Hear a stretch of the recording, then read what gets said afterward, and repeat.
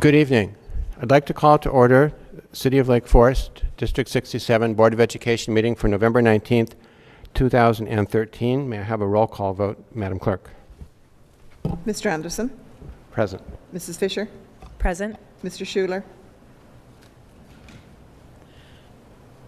I know he's here somewhere. We'll call him later. Mrs. Clemmensen? Here. Mr. Borkowski? Here. Mr. Lemke? Here. Mr. Folker? Here. Mr. Schuler? Here. We have a quorum. First item on the agenda is the President's report. And before we start, I'd like to thank Lesley Fisher for filling in for me last month and doing a really, really great job. The school year is off to a very good start. Your school board is deeply engaged in its important roles of vision, oversight, and community engagement. At this evening's meeting, we'll have a chance to get an update on all three of these functions. Beth Clemmensen will update us on the project she is leading, along with Monty Edison of District 115, to develop an updated vision for our district. Beth and Monty are off to a great start in this project, which will involve significant input from all our district's constituencies. In terms of community engagement, Beth will also update us on the work the LASIK committee is doing to help integrate language immersion with the general elementary education program at Cherokee School. Board Vice President Lesley Fisher also serves on this committee. Lesley is also the board representative to the task force, which is looking into modernizing our district's lunch program. The task force had its first meeting in November and received input from community members, teachers, administrators, and school health officials. Possibly there should also be a student on that committee. Mike Borkowski will update the board on developments with our special ed cooperative, NSSED, and you also will provide an update on the meeting of the policy committee, which has been restored to new prominence under his leadership. Finance Chair Rick Schuler will update the board on the district's financial position as we look to set the budget and levy for the upcoming school year. Rick has led an extremely thorough and thoughtful discussion on this topic in the Finance Committee, and he will share that with us. While I haven't mentioned everyone on the board, all of our members are deeply engaged and involved in what's going on in our district. As a group, they log in countless, often thankless, hours on behalf of our students and families. What ties all these efforts together is a shared commitment to setting our young students out on the right course in their lives. Academically, we want them to be ready to succeed at the highest levels and competitive on a global scale. In terms of character, we want to give them the opportunity to develop into productive, ethical, and mature citizens. In this role, we seek to augment the indispensable work of family members, community leaders, religious leaders, and others who are an essential part of these efforts. Through listening to our community and by working with our district on initiatives such as those I've described, we as a board hope to be part of the process through which the shared values of academic excellence, good citizenship, and moral character are passed on to the next generation of Lake Forest residents. That concludes the President's report. The next item on the agenda is the Superintendent's report. Mr. Simic. Thank you, Mr. Anderson. I have the pleasure of introducing Coach Sostre and a whole host of important folks. So, Coach Sostre, would you come over to the podium and bring whatever group you want to bring up there? You've got something heavy in your arms, and so does your husband over there. Great. Yeah. Kids, why don't you join your coach over by the microphone so that we can pick up what's being said.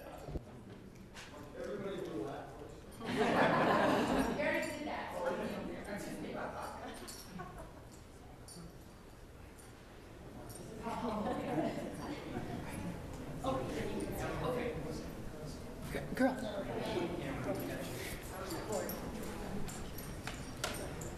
Don't you? Thank you, Mr. DuBois. All right, I'm just going to warn you, this may be a little emotional. just warning you. We all set? Yeah. Okay. Good evening, Superintendent Simic.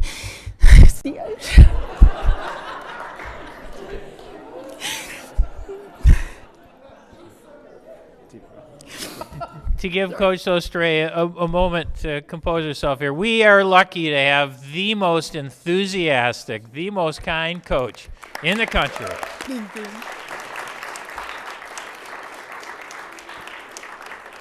Thank you. That's very kind. It just shows how much these young ladies mean to us. Okay, I'll start again. Good evening, Superintendent, Simic, and Lake Forest District 67 School Board. Thank you very much for inviting us here this evening.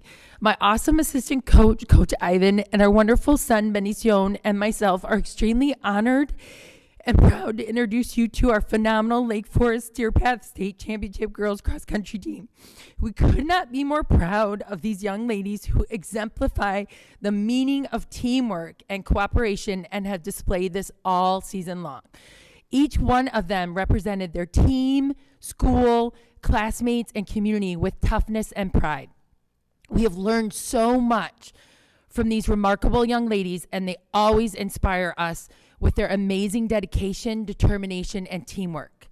They truly symbolize the lyrics from the song "We Go Together" by Olivia Newton-John, and I quote, "We are one of a kind. We'll always be like one. We're for each other, and we'll always be together." From day one of practice, the hottest day of the year, every single meet they ran together and were in it to win it together, climaxing with achieving their goal of winning the state championship. When you run together, you win together. We also thank the parents so much for their endless support and encouragement throughout the season. It has truly been a collaborative effort. Besides winning the first ever state team championship in Lake Forest Deer Path's 64-year history, and also making Lake Forest Deer Path history, was our 7th grade individual state champion, Lauren Garrick. So could you please step forward?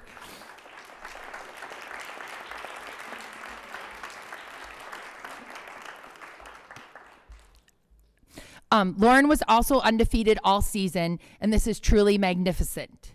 In addition, we placed our top 4 runners in the top 10 all-state honors, also making Lake Forest Deer Path history, which is extremely remarkable. Lauren Garrix was also supported by her outstanding teammates. If you could please step forward when I say your name, ladies. 8th grader Emma Milburn, 4th place medalist. Stay standing forward. 7th grader Courtney Schmidt, 6th place medalist. 8th grader Mary Gregg, 10th place medalist. 8th grader Emily Silge, 42nd place. 8th grader Brett Chody, 150th place. 5th grader Lauren Zarek, 176th place.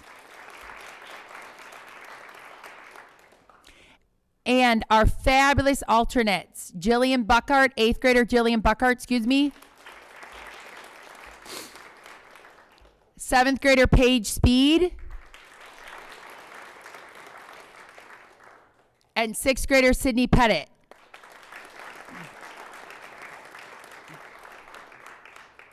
This was truly a team effort, as all 10 of these ladies, no matter if they ran the race or not, were extremely encouraging of their teammates and were always there to lend a hand or give them an inspiring word. So thank you all, ladies. I'm almost done, sorry. We're so blessed and incredibly grateful, and without you, Superintendent Simic, and the Lake Forest District 67 School Board, Mrs. DeVore, Principal at Lake Forest Deer Path West, Mr. Sominski, Associate Principal, Deer Path West, Mr. Cardamone, Lake Forest Deer Path Principal, Deer Path East, and Mr. Kroll, Associate Principal, Lake Forest Deer Path East, and Mr. Trummel, our awesome athletic director. We would not have this fabulous opportunity to coach these fantastic ladies. This is a season and accomplishment we will treasure and cherish forever. Thank you very much, and have a wonderful evening.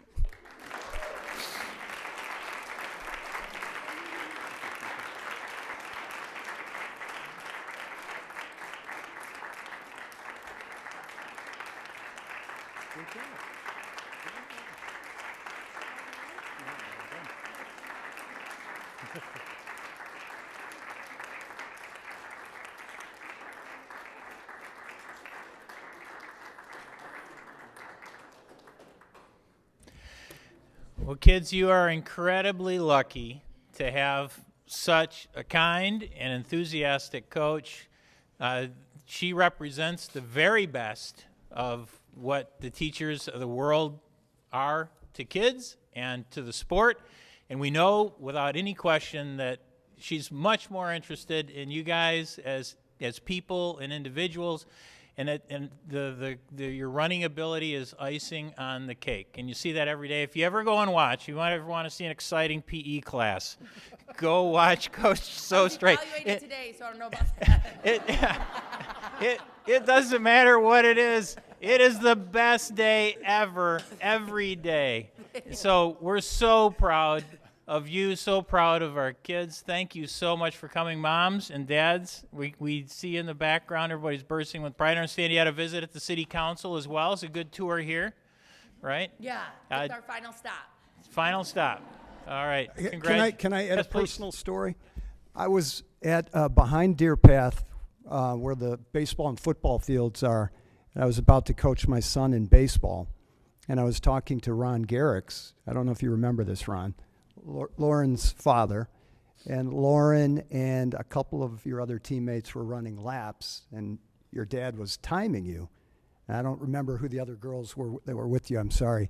But I knew you had the heart of a champion and the commitment when you went all the way around twice while I'm getting some of my baseball players ready. I was also talking to your dad, and when you crossed the line where he was supposed to hit the stopwatch, he was busy talking to me, and he clicked it late.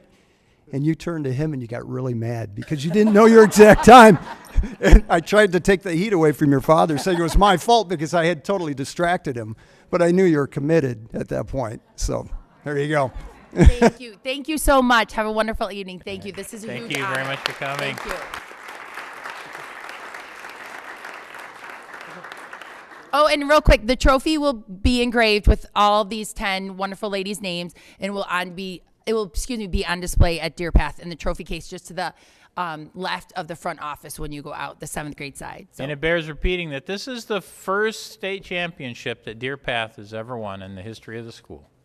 So congratulations again. Thank you. Thank you. And proof that nice guys do finish first. Best news of all. Thanks for coming, We're going to everybody. excuse ourselves if that's okay. Okay. Thank you. Thanks so much. The next part of the superintendent's report may not be that exciting. And hopefully it won't be as tearful either. You never know, though. And Dr. Henriksen would like to give us an update on our Mandarin program and some of the Thanks for letting me funding follow sources. Yeah, that. you follow that one. Enjoy that. You know, really in the last month or so, we've had some questions about grant money, and I know at LASIK, the Language Acquisition School Integration Committee, there's been questions about grant money and what happens when the grant money is gone. So I wanted to take just an opportunity to review with you where we were with the grant money for our immersion program and what's going to happen in the future. So we started with a planning grant in 2010-11 for about $19,000. The next year, then we implemented the program with $74,000 worth of state money. Asia Society kicked in $8,300 for 67 and about $1,700 for the high school because we won that big award of theirs. Asia Society, remember, is a U.S.-based organization. The next year, then, the second year of our program, we received $38,000 from the state, $32,000 from Asia. That was a $10,000 award for being one of their 100 Confucius classrooms, plus $22,000 for a salary of a teacher. The $22,000 of that salary is going to continue this year and next year, so that's a 3-year commitment. And so going forward then, we look at this year, we'll be receiving, we hope, money is always slow from the state, but we're expecting about $25,000 from the state this year, and we're expecting $32,000 from the Asia Society. That at least is what the commitments are for at this point.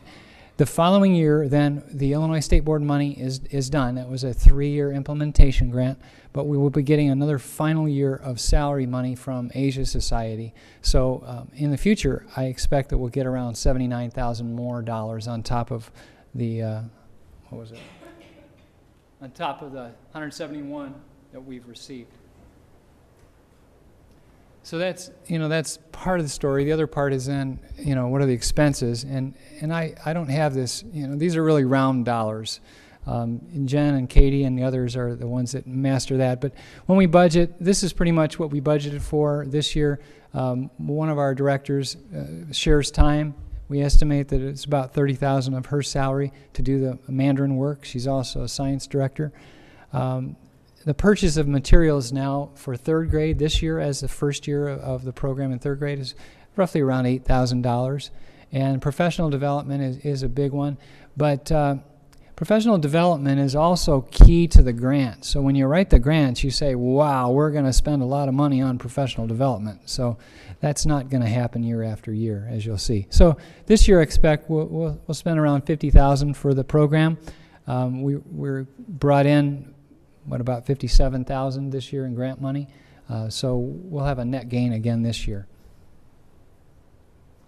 Next year, again, we'll be developing curriculum for the 4th grade.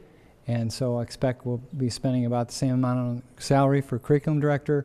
The materials about the same. Professional development, though, is going to go down because we won't have grant money to send our Mandarin teachers to Washington, D.C. for the big National Chinese Language Conference and things like that we wrote specifically to get the grants. So about $42,000 would be my expectation for next year. So there will be a net cost next year. The grant money of $22,000 that will be coming in, we expect, from Asia Society will not cover the $42,000.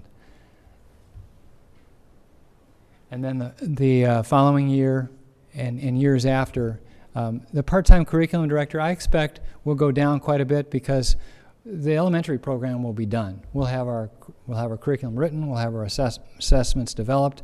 We'll begin working on 5th grade in science, but at that point, we'll have a lot of inertia for this program, and I don't see as much time being spent on that.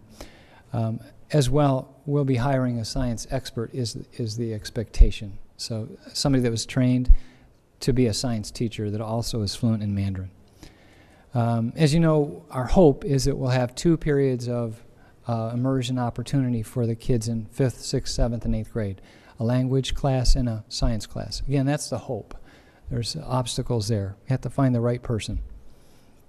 Professional development will continue to cost money as we develop the curriculum and train.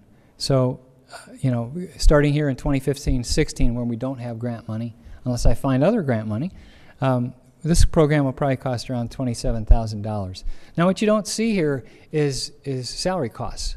But again, that's one of the best parts of this program. The expert that we had come to LASIK, who sponsors these programs all over the country and world, calls immersion programs cost neutral because they are replacement teachers, and that's part of the problem of the program too. Is that it's pulled at our heartstrings, at least in 1 year. But these are not new teachers. These are not like our middle school teachers or our elementary traveling teachers. These are not like our gifted teachers. These are not like our art teachers. These are replacement classroom teachers. So, and that'll continue in the middle school as well. These will be replacement teachers, and we expect to be able to do that through attrition. That's our hope. So the salary cost is not there, and I didn't mention the additional money that we come in from kindergarten. We do know that we have more kids in afternoon kindergarten because of this program, but some of that's balanced by the cost of the extra half-day kindergarten teacher because we need that. So that's just a snapshot of kind of the cost neutrality of this program. Questions? Andy, thanks for that presentation. Are there other grants that might be out there that you can sort of look to apply for in the future? I did hear of one. Being a defense language, Mandarin, Arabic, some of these other languages, there are other grants out there. So, yes, I will. Yes, I will.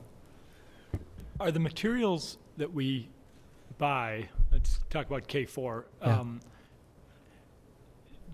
When you buy materials, is it sort of licensed for only this number of students? Or if we expand or change the program, are the materials we bought for first grade, as example, would we Right. need to buy them again if we went in some different direction? We have bought primarily reading materials and some cultural materials for the classroom. So basically, we're setting up a classroom so that there's a lot of literacy in the classroom. There's not a wealth of materials to buy for Mandarin, so a lot of our stuff is created, little books and posters and things like that a regular first grade teacher could buy at a teacher store. But once we have the classroom set up, that's pretty much it for the materials. Andy, I just want to confirm that what you're presenting is based on an assumption of status quo versus Yes, a recommendation absolutely. from LASIK that there might be Right. an alternative implementation. Right. Okay. Exactly, Jeff. Good point. Andy, could you speak again to the financing of kindergarten? So they have to be in full-day kindergarten. They have to pay. How much is it? Where does that money go to? I missed that part. Yeah, I haven't made a big deal of that, but that is a piece. If we had, a STEM program, an enrichment program in the afternoon for kindergarten, we would have more kindergarten families say, well, I want my kid to be part of that. So as an enrichment piece, they would pay $4,800 more, just like any full-day kindergarten parent does, and have that enrichment opportunity. So we liken this as an enrichment program in the afternoon because you have that opportunity then for full day. So we've priced it the same as a full-day program, which is $4,800. And over these 3 years that we've had it in kindergarten, we've had a significant increase of parents saying, yes, I want full day. And we've surveyed them twice now to see, is this because of this immersion opportunity? And the answer has been yes. That is what I want, this enrichment opportunity. And so, it brings in $4,800 per student that's part of that. But again, there's offsetting costs to running an additional half-day program as well. But those, is it true, or do you think it's true that before Mandarin started, we were charging people for full day? Right. And those costs went somewhere to pay for something. That money went somewhere. Yeah, and it's sort of the same system here, that we're charging people money, but there's additional costs, and it's more or less a push. Yeah, It's not it costs us about $22,000 for a half-day kindergarten teacher in salary, and then another maybe $10,000 benefits. So maybe around $30,000 for a half-time teacher. And that's really, Jen's probably cringing with these, round numbers that I'm throwing at you. So if we had, 6 additional kids bringing $4,800, would that offset? It doesn't go directly to the salary fund. Jen can talk about where it gets deposited, so it's not a direct offset. I'm sorry. And not to get too far off track, but the option will always and still exist, particularly at Cherokee, for a traditional full day, as long as the numbers are there to support such an offering, correct? Right, So right. as long as you had, call it 11 or 12 families that wanted that as an option on the traditional side, Yeah. we would offer that as long as they were willing to pay the... Each year we've tried to offer that at each elementary school. And, some of the years that I've been here, we haven't had enough kids, but we've always said, well, we've got room at another school if you'd like full day. And so that's how we've done. But it is that $4,800 extra for full day somewhere. You mentioned a science teacher in 5-8, and maybe this goes to Jeff's point on sort of you assumed status quo. Is status quo that 5-8, it would be science plus language or something like that? I'm not sure. That's what we've talked about as we've rolled out this plan. That's kind of our message to parents that, this is what it'll look like as it grows up. We would certainly guarantee that they'd have an advanced class of foreign language, world language in Mandarin when they get to 5th, 6th, 7th, and 8th grade. That's easy, right? You group those kids together and give them advanced skills. But we also said we would like to have another period where we taught content.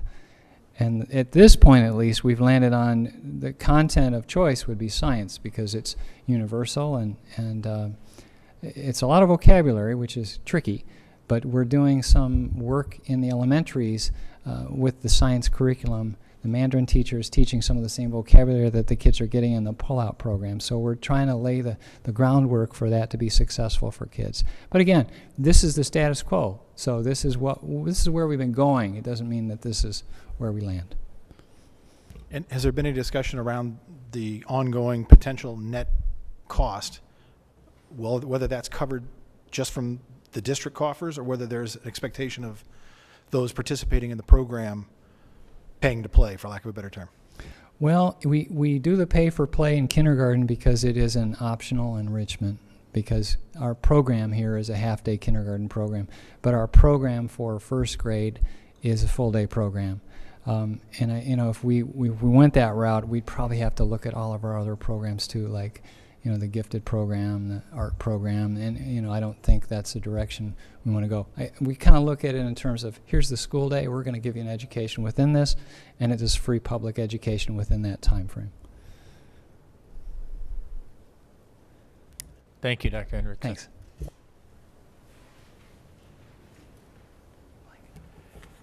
The next item on the agenda is public participation. This part of the meeting is an opportunity for us to hear directly from parents, taxpayers, students, and other citizens whom we are privileged to serve.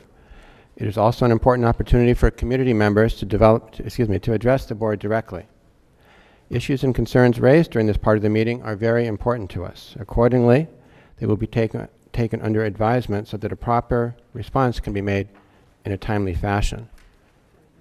Are there any members of the public who would like to address the board on a topic of their choosing? Hi. And Good could you evening. please identify yourself? I will. Thank you. I'm getting there. I'd like to introduce myself. My name is Charlene Fritz Brennan, and I actually grew up here in Lake Forest from the age of 10 on. I attended DPM. I am a graduate of Lake Forest High School, and I'm also a graduate of Lake Forest College and Rush University. I worked as a pediatric and adolescent psychiatric nurse on an inpatient unit at Rush Press St. Luke's in Chicago for several years. I am currently a resident of Lake Forest, and I have 3 children in the public school system. All 3 of my children have attended Cherokee School. Presently, I have 1 child in 5th grade at DPM, 1 child who is a freshman at Lake Forest High School, and I have a senior at Lake Forest High School as well. My freshman has an IEP in place at the high school. Therefore, I feel qualified to share with you observations, opinions, and facts about what is taking place in District 67, with an emphasis on the Mandarin Immersion Program at Cherokee School. I am presenting on behalf of Laura Rukavina. Laura has learning disabilities herself and preferred this method to communicate her message to you. I have a paper that I'm reading from, but copies for anybody who would like to read from it. My educational background and professional experience puts a tremendous amount of importance on the primary grades of kindergarten through 4th grade. These formative years are a child's first exposure to formal education. They are pivotal and important years in a child's early and fundamental development. These are the years where educators lay down the foundation to build a solid brick house of learning.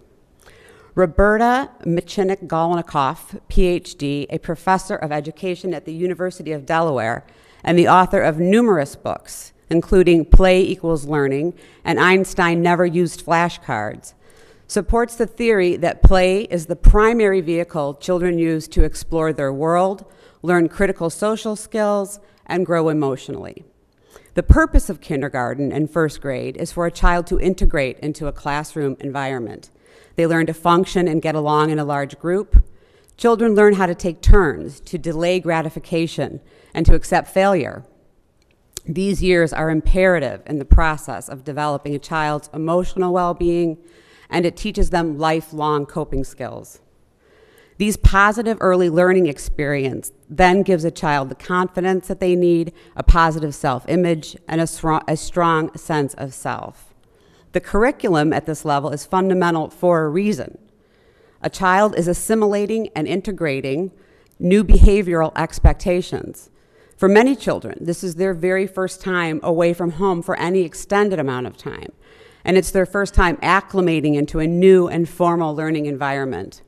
The elementary grades are critical years to diagnose learning disabilities, including but not limited to ADD and ADHD. The American Psychiatric Association states in the Diagnostic and Statistic Manual of Mental Disorders, the DSM, if anybody's familiar with that 3 to 7% of school-aged children have ADHD type 1. However, studies have estimated higher rates in community samples.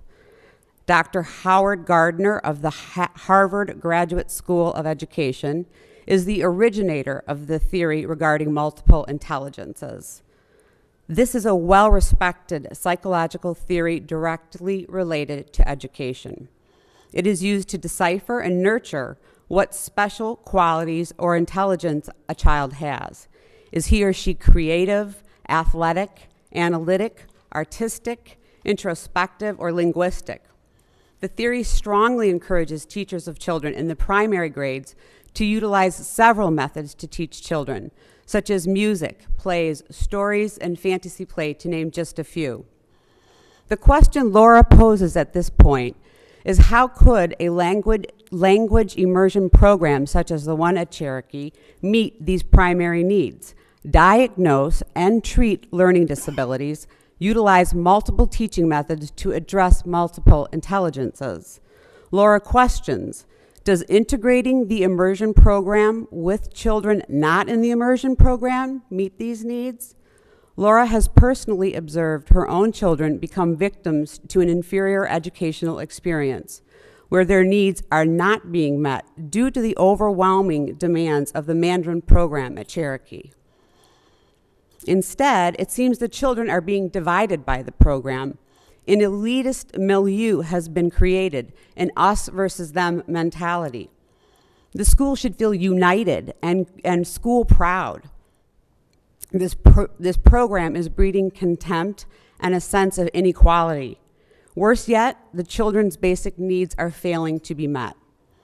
The average population of children in the Lake Forest and Lake Bluff school districts has approximately 1 out of every 5 students diagnosed with 1 or more learning disabilities. This statistic is taken from our own local organization, Learning Disabilities in Lake Forest and Lake Bluff. The children in the average classroom in Lake Forest and Lake Bluff reflect this statistic. The Mandarin program, however, has a significantly lower number of children diagnosed with learning disabilities per Andy Henriksen. Just to make it perfectly clear, having a learning disability does not equal lower intelligence. It's just a unique way of learning. Generally, most children with learning disabilities have average to above average intelligence. How is it possible then that this statistic is so askew in the Mandarin program?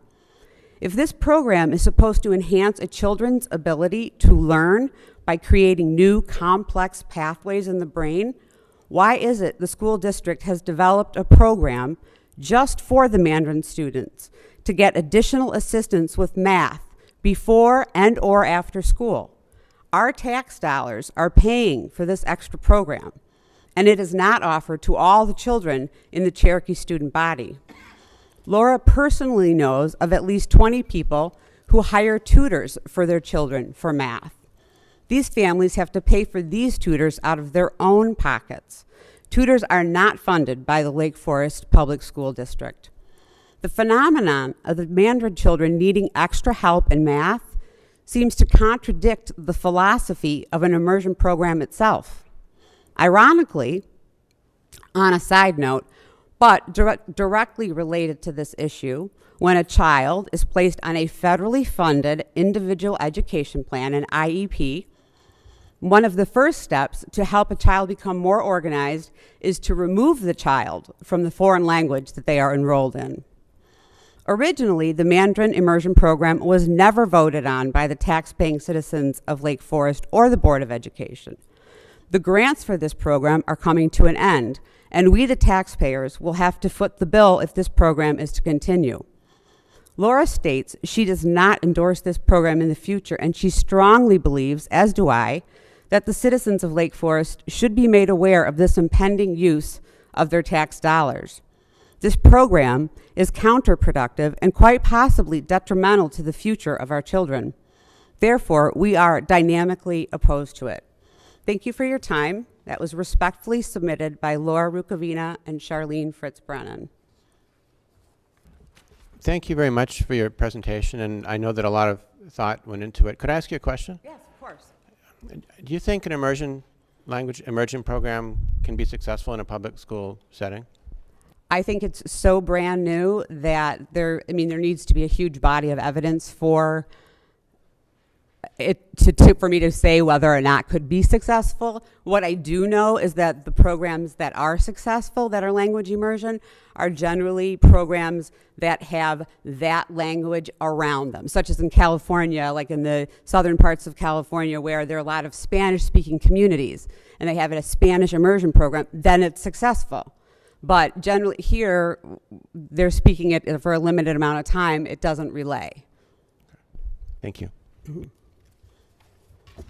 I just want to say, Charlene and Laura, thank you so much. As Bill said, I think at the outset, the purpose of this time on our agenda isn't really to problem solve. It's for the board to listen and to gather data as we in the administration are clearly trying to work through this issue. But thank you so much for taking the time to come to share your story. Thank you. Thank you for listening. Appreciate it. Is there anyone else who would like to address the board? Hi. Sorry. State your name and thank you. Sorry, I have a cold. My name is Carmi Kenny, and I'm a resident of Lake Forest. I'm a taxpayer, and I had no idea what my tax dollars were being spent on until my friend Laura Rukavina made me aware of what's going on. And I am a grandmother. I have 2 little granddaughters who will eventually attend Cherokee School. And I started thinking when I went home that night, and actually little Peter Rukavina, who's 8 years old, who has learning disabilities, told me how much he did not like Cherokee School. So it was so hard for him to concentrate because of the loud noise that was coming from down the hall from the Mandarin program. And I started thinking about all this, in which I think a second language is great for our kids. However, I don't see why Mandarin. And I'll tell you why. I know my heritage is from Spain, but that's not the reason why. I'm European, family's European, so I travel a lot, see my family. And I've been very fortunate to travel around the world. I have traveled to Canada, North America, Central America, South America, Western Europe, all over Western Europe, all over Eastern Europe, been all the way to Hungary. I've been to Asia and Japan, to Hong Kong. And out of all those countries, I can honestly say I never came across the need to speak Mandarin. So why are we teaching these kids Mandarin? Now, I will tell you about something that happened to me in Germany. I think it was in Frankfurt. My plane was delayed. I think it was something was happening in France, and in any event, I got lost. And I didn't know, I couldn't find anyone that spoke English, but I did find someone that spoke Spanish. English is the #1 spoken language in the world, as we know. Spanish is #2. Portuguese is #3. So why are we teaching them Mandarin? Are they going to need it? I mean, think about it. If I had not spoken Spanish when I was in Germany on that event, eventually I would have found my way back to the United States, but my point is, I'm not supporting this. I don't want my tax dollars going to it. I don't see how it's helping our children. I just don't see the need for it. And if anything, I know you can say, well, you're from heritage families from Spain, but that's not why. I have a translating company, and as a matter of fact, I spend my whole day translating today. You have no idea how many people cannot speak English in this country. I'm in court every day translating for them. I mean, if anything, these kids should be learning Spanish, because that's, anywhere you go, that's what they're speaking. But Mandarin, I've been to Canada, to Brazil, to Jamaica, Germany, France, the Czech Republic. I've been all over. Never, ever did I meet someone that spoke to me in Mandarin. They spoken to me in English, in Spanish. Those are the only language that I really came across. But anyway, I just want to thank you, and that's just my opinion as a taxpayer. Thank you. Thank you very much. We appreciate it. Thank you. Are there other members of the public who would like to address the board? Seeing none, we will move on. And thank you all again once for your presentations. I can say one thing. Just Laura Ricavina, I know this was never voted on.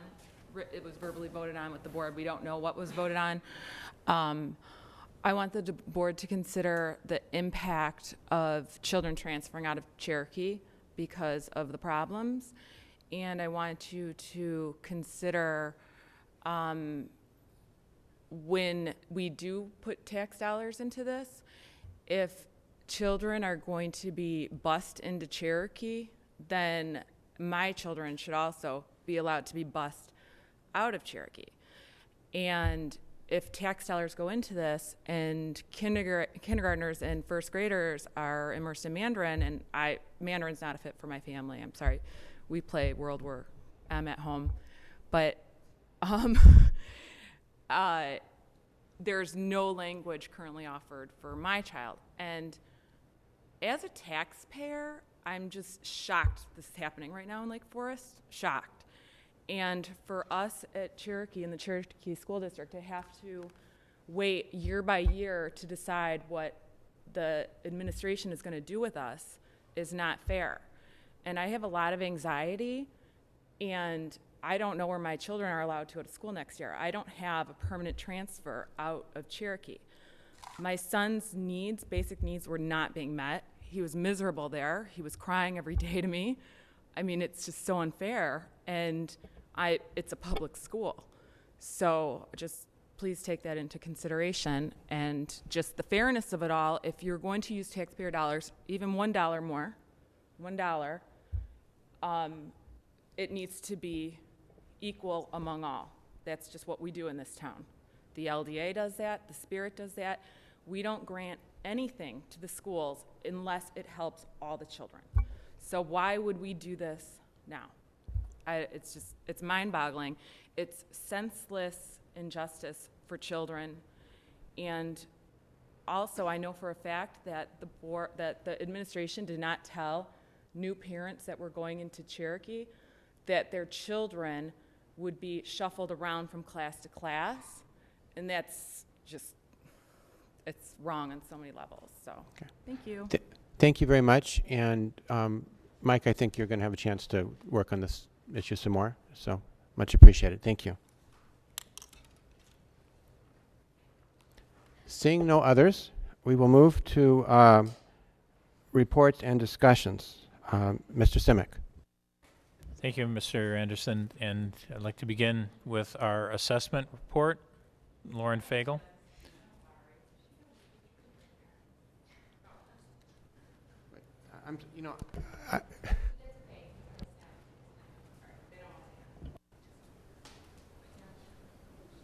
If you would like to address the board, we'll make time for it.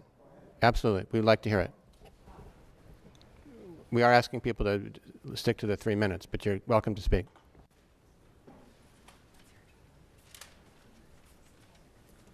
Thank you. I'm sorry. I thought that Laura maybe had covered some of the points I'd like to make. My name is Jennifer Durberg. I have 3 boys, a sophomore at the high school, an 8th grader, and a 3rd grader at Cherokee. I have lived in Lake Forest for 16 years. I have donated hundreds of hours of my time to the district and to the community, and have financially donated as well. My story is the same as hundreds of people before me, right now and in the future, and my opinion counts, as do theirs. I cannot believe we are here 4 years later listening to these same complaints. Please, I beg of you to take it to the people of Lake Forest. A referendum provides people with a means of expressing their opinion. If 51% of the tax-paying residents of Lake Forest vote for this radical change, then I will fall in line. But please present to the people of this community a 5, 10, and 15-year vision for the program and how it will affect the public school children of Lake Forest. Thank you. Thank you very much. We really appreciate your presentation. Okay, we will now move on to reports and discussions with Mr. Simic. Thank you, Mr. Anderson. And Mrs. Fagel will present the assessment report with Dr. Wilcox. They've spent a lot of time reading prior assessment reports, done a great deal of background work, and have expanded the kind of reporting you're going to see in this presentation. I'd like to thank them in advance for their hard work on this. I know it's they're new to the district, and this is one of the things that they've been working on very, very hard. Thank you, Mr. Simic. Good evening, and thank you for this opportunity to share the annual assessment report. I do want to start by thanking Robin Ford, our District 67 assessment coordinator, who does a tremendous amount of behind-the-scenes work for to assist Lori and I in preparing to assist me and Lori in preparing this report. Dr. Wilcox, the Executive Director of Growth and Talent Development, and I will be presenting together. And our presentation is called The Changing Nature of Assessment. And that is the theme that you'll hear throughout this presentation, is that across the country, the nature of school assessment, standardized assessment, is dramatically changing literally as we speak. The first visual that I want to share with you is a picture of a foggy scene, and many days that is how we feel as educators looking at the future of assessment. It is a foggy picture right now, and so it's more important than ever for us to stay focused on what the research tells us matters most when it comes to student achievement.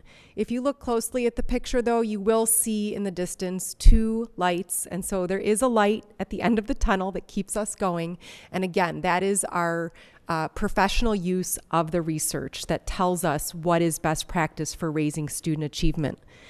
Also, in the past, the board in District 67 has been given an annual assessment report focused on achievement. We'd like to honor the changing nature of assessment and moving forward give you a more frequent update on assessment in our district and also show you a wider range of assessments that our students participate in. Our students are being assessed informally every single day that they come to school, much like as adults we are in our professional lives. So we'd like to broaden the perspective on assessment in the district, and tonight we'll be highlighting what typically has been featured, which is MAP data and ISAT data, but moving forward we'd really like to bring you other types of assessments that our students participate in. I referred to our heavy reliance on the research, and one of the best educational books published in the past several years is by John Hattie in 2009. It's a compilation, a synthesis of over 800 meta-analyses relating to achievement. It's a really incredible resource for educators, and his work reinforces the fact that there are 3 factors that are proven to improve student learning time and time again, study after study. And those are formative assessment, which takes place after clear learning targets are set, specific, timely, descriptive feedback, and student goal setting and self-assessment. So in this changing time and with this somewhat foggy picture, we stay with our eyes on this prize. This is the research that drives our work. As you know, our students are required by the No Child Left Behind Act to measure the achievement of our students one time a year in grades 3 through 8 in math and reading. Students in grade 4 and 7 take an ISAT in science. This assessment, as you know, takes place during the first week in March over several sessions, and it's focused on student achievement of grade level standards. Our scores are received in the month of August, and they're embargoed by the state until the end of October. So if you go back and you look at the 3 factors proven to improve student learning, some of what I just described doesn't fall into one of those 3 categories. Oops. This is a summative assessment. Hattie's research tells us that formative assessment is what is the most powerful. We received the results of this in August. The students have left for the school year. They've moved on to the next grade level. Hattie's research tells us timely feedback is what's most powerful. And then finally, these assessments are obviously not self-assessed, and our students are not able to really use the data to set individual goals. The data is not that specific. This year in 2013, 20% of the ISAT questions were aligned to the Common Core state standards, and you'll see that the plan is for the 2014 ISAT to be 100% aligned to the Common Core state standards. As you most likely know, and was much talked about in the press, the state raised the cut scores in an effort to better align the test results with college and career readiness benchmarks, and to really pave the way and begin to prepare communities for what they felt would be the assessment results on the upcoming assessments, the PARC assessment, which I'll talk about. We did receive our ISAT results, and our students' families have received those results at home with a letter that explains these changing factors. Just looking overall at our reading performance by grade level, you can see in the green is our district performance and in the yellow is our state performance. And we are at every grade level well above the state average, which is the percentage of kids who are meeting or exceeding the state standards at that grade level. One thing I noticed is that as you progress through the grade levels, the percentage of students meeting or exceeding in reading decreases. And that is common across other districts as well, that students' performance on standardized tests tends to decrease as they go from grade 3 to grade 8. In math, you see not as clear of a trend with the downward percentage, but again, our percentages in grades 3 through 8 are well above the state percentages for kids meeting and exceeding. Our overall percentages, which you'll see in a minute, are then taken as a result of these grade levels together. Our 4th and 7th grade students are performing well above the state average in science with regard to the percentage of students who meet or exceed state standards. Can I ask you a quick question before you go Sure. too far off the slides? If you go back to the reading slide, ours go down as the kids progress 3 to 8, as you said. Correct. But statewide, that doesn't occur. Any Pretty thoughts much, on that? pretty much staying flat, it looks like, through the state. No, I mean, we're so far above the average that I think it's hard to, to even compare our performance with the state. But I couldn't speculate at the moment why theirs are staying, the state average is staying flat and ours is going down. It's a 10-point difference from grade 3 to grade 8. So it's not dramatic, but it's noticeable to me. This is a longitudinal comparison of our reading and math combined with surrounding like districts, elementary districts. So the years, and I'm sorry, they're not showing, but it's from 2007 to 2013. So if you're just looking at Lake Forest, the top number there, 94%, is 2007, and then it goes down 8, 9, 10, 11, 12, 13. In 2013, 85% of our students, so that's an 11% drop, met or exceeded state standards in reading and math. As you can see, if you compare the red bar to the gray bar across all these districts, you see that same drop, which was predicted by the state, and as predicted, it took place across our partner districts and across the state. Scores went down. They raised the cut score. It became more difficult to meet and exceed state standards. So across the board, the percentages dropped. It's helpful, though, to compare apples to apples. If the cut scores hadn't changed, our scores would have stayed the same. So we wouldn't have increased and we wouldn't have decreased. We would have just stayed the same. There are a few districts that you can see that went up and a few that went down. In Lake Forest 67, we stayed the same. Lauren, can I ask a question about Sure. that drop that Mike was referencing? Since you did take a look at other peer districts, did you see that trend? I mean, one could make a case that high-performing districts, the kids come out of the gates kind of stronger, perform really well in third grade, and then it tends to equalize as they go up to eighth grade. But those are all very strong districts. So did you see the same trend with those guys? I couldn't say that I looked carefully enough to answer that question with regard to that drop in the reading. So I wouldn't feel comfortable making a statement regarding that. It's definitely something I can easily look into.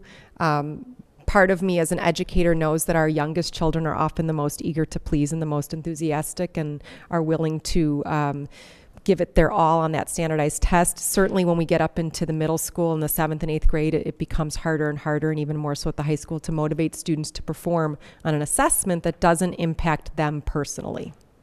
But it's all relative. So, I mean, theoretically, you should see a similar drop across the state if that's the case, right? Pardon?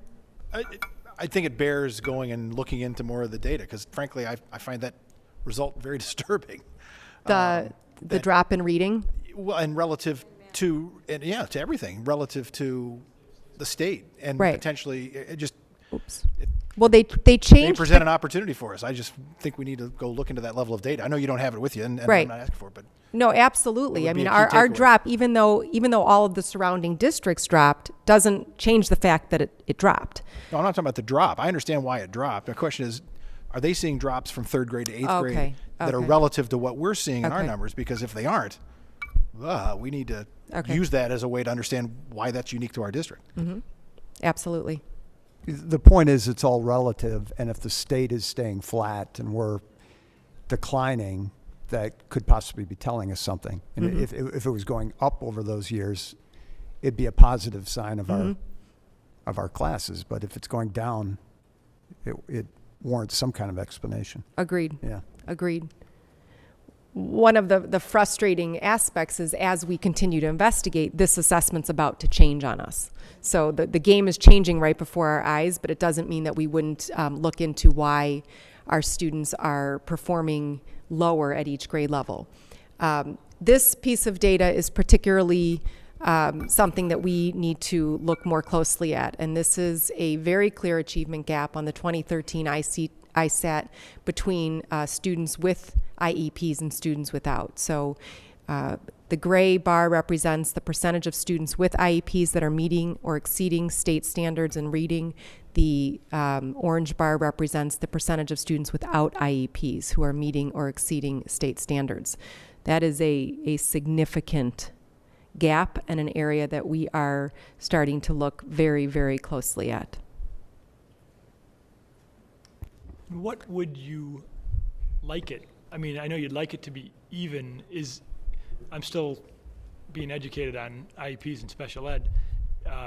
Is the goal that it's a short-term type of plan that closes the gap quickly, and that number really should be 80 versus 91% or something? The goal of an IEP is to provide students with identified disabilities with the appropriate accommodations or modifications that allow them then to achieve at the exact same level. So it should be equal or it should be equal. And students who are diagnosed with any type of disability that requires them for an IEP, in absolutely no way does that mean that they are not capable of achieving the same level of performance on this assessment or any other. Illinois came out with a new school report card. You have copies in front of you. It really is something that the state, I think, set out to do and accomplished, in that they created a more user-friendly format for community members, for parents, for people looking to move into communities. And I would strongly encourage you to go online. There's a tremendous amount of data there that you can delve into, where you can make comparisons and really look at several factors of a district. So I did give you hard copies, but the interactive website is really powerful. That report card that you see, the new at-a-glance version that you have in front of you, is still in progress. The state accomplished most of what it wanted to, but not all of it. So you will see some parts are scheduled to be released in 2014. So back to No Child Left Behind and the expectations for meeting adequate yearly progress. In 2013, 92.5% of students were expected to meet or exceed state standards in order to make what is called adequate yearly progress, or AYP. District 67 as a district did not meet AYP. The results are broken down into the all category, which is all students' exams, as well as subgroups. And in order to qualify as a subgroup, you have to have at least 45 students within that predetermined category in order to qualify as a subgroup. In District 67, we have 3 subgroups: our white students, our Asian students, and our students with disabilities.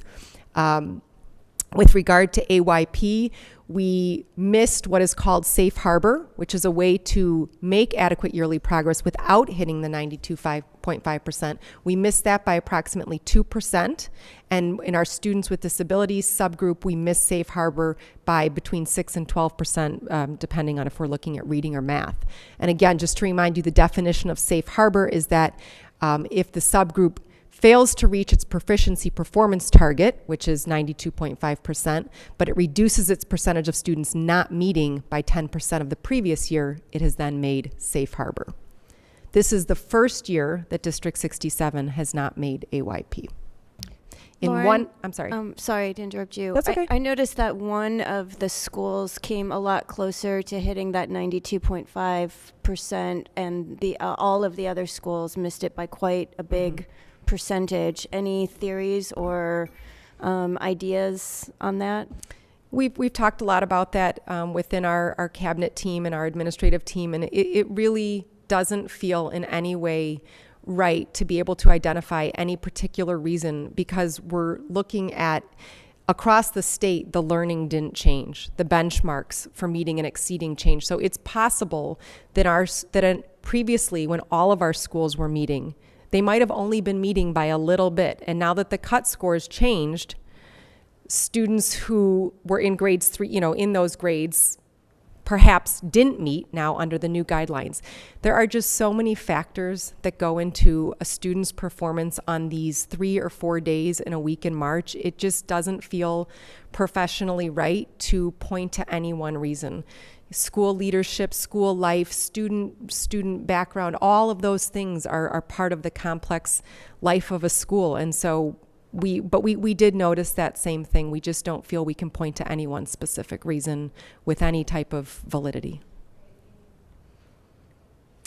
So in 2014, 100% of students are expected to meet or exceed state standards. This is what you often hear about in the press as being a very unrealistic expectation.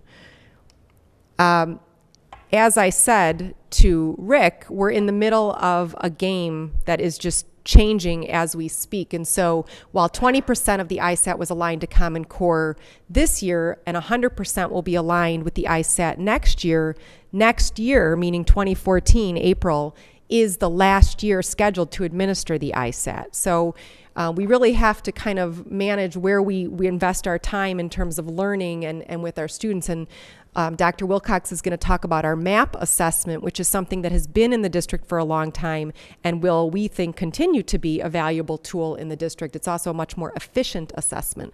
But you've heard a lot about PARC. PARC is a consortium that Illinois belongs to.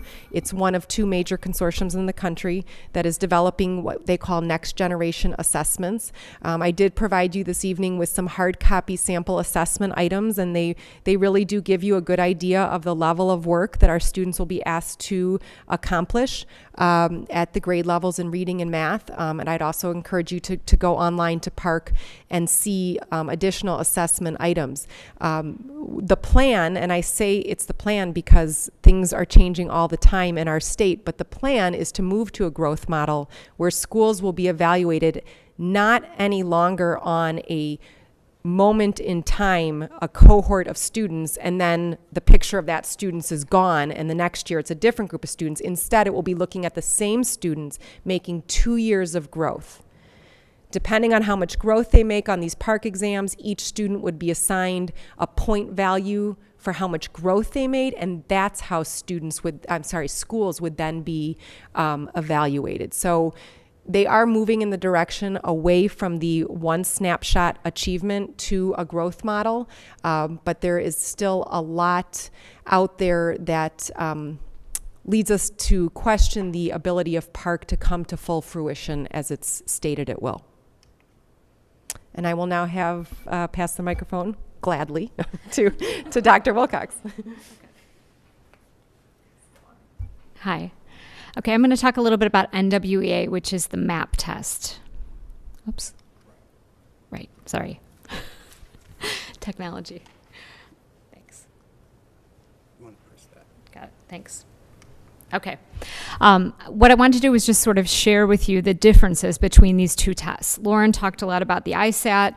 On the right, that just gives an overview of the purpose of that test. And again, she shared this with you, but it might have a couple of pieces there that are really worth highlighting to show you the difference between these two assessments. The ISAT is truly a summative test. It's given once.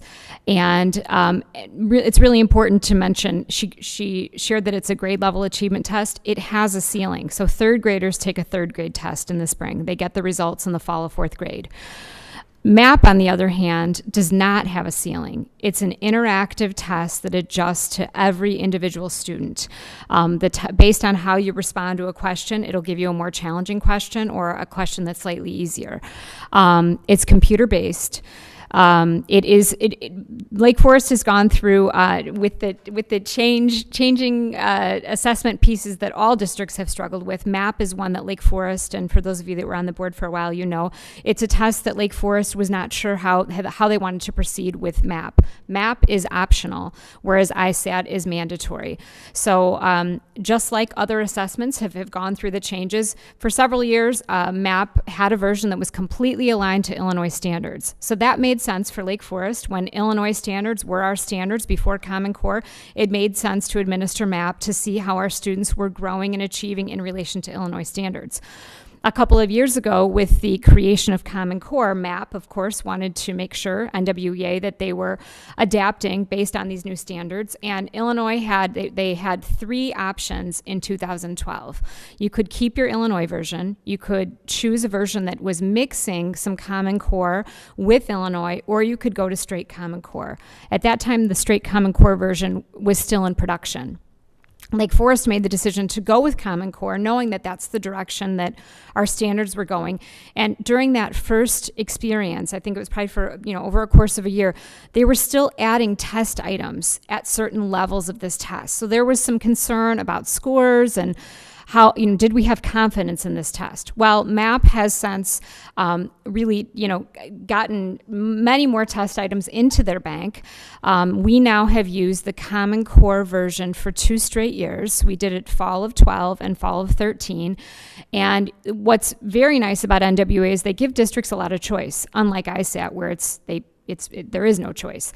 With MAP, you can choose to have your kids measured fall to fall, fall to spring, or spring to spring. So we made the decision last year that spring would be optional, and we would look at growth fall to fall.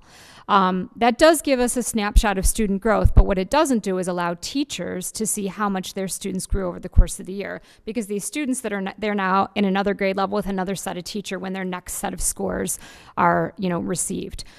We did make the decision this year to go back to using a spring test. Lauren mentioned that there are some pieces that best practice and research has told us that will advance student learning. One of those is to have specific timely information. MAP allows that. You get a score immediately. Teachers know immediately where their students are. That's one piece. Another piece is the formative element. You have the option of administering MAP for no extra cost in the winter to see how your students are growing. That can give you another chance to see how they're doing, and it's broken up, data's broken up into strands. Teachers have access to all of that. So you can, again, see where your students are growing or where they're not growing. And the other piece is it allows you to set goals. You can actually use the information. Kids can be involved in. So those three pieces that actually we know from research will help kids to learn and grow. This test will allow us to do that in a way that ISAT does not. So we feel like out of the and in addition, again, it's 100% aligned to Common Core. So it's giving us more information about the direction we're going, knowing that PARCC is a Common Core assessment, and that will be our test that will replace ISAT. We'll have to make decisions down the road when we learn more about PARCC. Do we want to keep MAP, or is that too much testing with MAP and PARCC? But for now, out of these two standardized measures, certainly we can get more data and do more with the MAP data than we can with the ISAT data. Do you have questions about that? Will the PARCC data be a timely response when we switch? It will be. Yes, because it's also going to be computer-based. So it will be. Again, there's so much uncertainty with that, but there will be a formative piece where you can get information, but it looks like that's a piece that districts will have. It'll be optional, so you'll have to choose if you want to pay for that, which again, it feels like it would be really important information for us. And again, that'll be a conversation we'll have as we learn more, but there will be optional formative pieces that you can, and like Lauren said, it's going to look at students over time and how they perform and grow versus just that one snapshot. Lori, as the MAP test moved to be more aligned with Common Core, did we notice an aggregate drop in student scores on that test at all? We did not. I think there was thought that we were noticing a drop initially, which is why there was this sort of lack of confidence. But what we were able to ask was, looking from 2012 to 2013, we called out to ask someone who works for NWEA. They said that your test that you were looking at was an apples to apples comparison. It wasn't a different test where you would expect a drop. So these are accurate achievement and growth scores on a Common Core aligned assessment. Okay, this is information that is really important for us as a district to look at, and it's something that I know we're going to do a lot of work with on our end. And Lauren mentioned we want to give you more reports. This is kind of hard to see, but one of the beautiful things about MAP, again, is that you can get a lot of data really quickly. You can look at school data, you can look at classroom data, and you can look at individual data. What this shows you is there are students based on their scores, and this is looking at that fall to fall data, are put into one of four quadrants. Where you want your kids to be is in the green. What the green means is that the students in that green band, and for us, if you look at, I don't have a light, but if you look down, per school, you can see numbers 62.2%, 56%, and so forth. What that means, if you look up at the top at the code, is that students that are in that band on the fall to fall measure, that means they were at or above typical growth, because based on where a student's score is, NWEA with its national norms can predict how much that student should grow fall to spring, fall to fall, or spring to spring. So for us, it's fall to fall because that's the data that we have. So they can make projections based on a student's RIT score, what proficient looks like for that grade level, which is more of a set number, but how much they should grow. So if you have a student that again, this is very individualized, but it's based on national norms. So you want your kids to be in the green. Again, that means they're proficient. What that would look like on ISAT is they're meeting or exceeding standards, and they're growing at a rate that is, they're nationally, they have a projection about how much a student should grow fall to fall with that particular RIT score. It's got a little variability, but they give a range, and then they can code it this way. The band that is on the right side is problematic for high-performing districts like Lake Forest. Because what that means is those are your students who are at or above projected proficiency. Those are your kids who could meet or exceed standards, but they're not growing as much as they could grow when you look nationally. There are other kids that were at the same level that grew more. And how do you advance student learning is with the things that we talked about, the formative assessment, the feedback. And so we need those, and having the other piece that you have to give, we have to understand again that there are so many things that are changing right now. This is a Common Core aligned test. We are in the process of aligning our curriculum to Common Core. So some of it we can look at from a curriculum standpoint. Common Core aligned test, kids might not be growing as much because we've got a lot of change happening. But a reasonable expectation for a district who is, again, looking at data and really trying to advance the learning of all students, you would hope that you would have 75% of your students in the green. And if you look at where we are in the orange, we have, we've got, our reading is better than our math, but in some cases, we have anywhere between 37 and 45% of our students who are, again, they're achieving, they're doing okay, but they are not growing as much as they could grow. So that's a really important data point for us. Lori, could I ask a question? Sure, of course. Is it possible those kids in the orange, they're doing pretty well, but maybe they got put in a lower track or something, so they're not growing as fast because of that? That is possible. Yes, that's possible. But again, if they're, well, let me talk about the other two categories, because those are also concerning. The red actually is our most concerning category. The red means that they're below typical growth and they're also not achieving. So the fear of a parallel course, if you're really moving at a slow pace, the kids probably aren't going to get to the proficiency level, and they're also probably not growing as much as you'd like. So that might be what many of those red students could be. We have a very thin sliver of gold, but that's an interesting population to look at. They're not quite where they need to be yet, but they are growing. That means they are above typical growth, but they're just not at projected. They're not at projected proficiency. So again, that means we're doing some things to really advance their learning. They're on the right path, but they're just not there yet. I would much rather see more in the gold than in the red.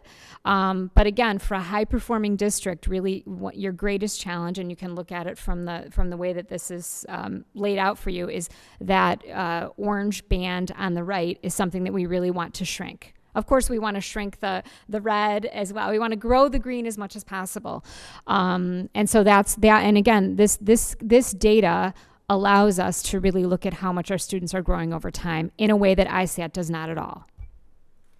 Are we cutting that data by various levels? Particularly when they get to the middle school, there's a variety of levels that students can fall into. Are we looking at it, that way? I think this is fascinating. From a system standpoint, it is something that we really need to look at. Right now, I think one of our goals for this year from a professional development standpoint is to make sure that teachers are utilizing this data more, and administrators as well, really spending some, coming back. I know MAP did have a significant role here in years past, and then it kind of, again, as it went through its iterations, it wasn't looked at, and now that we know it's Common Core aligned and we've had the same version for 2 years, we feel strongly that looking at this again and figuring out how can we use this data to help us grow all of our students, that's what we're trying to do.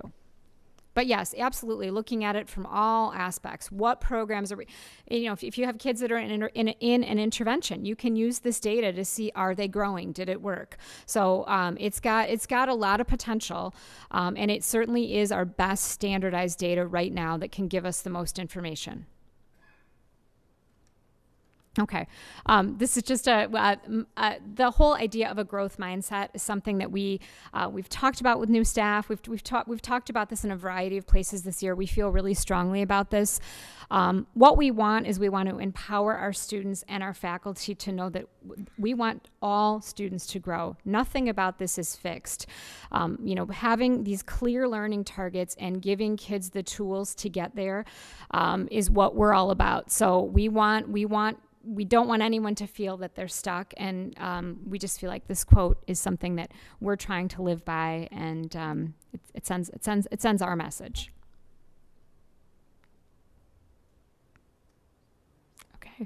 think. Oh, sorry. Last thing. This is an important piece.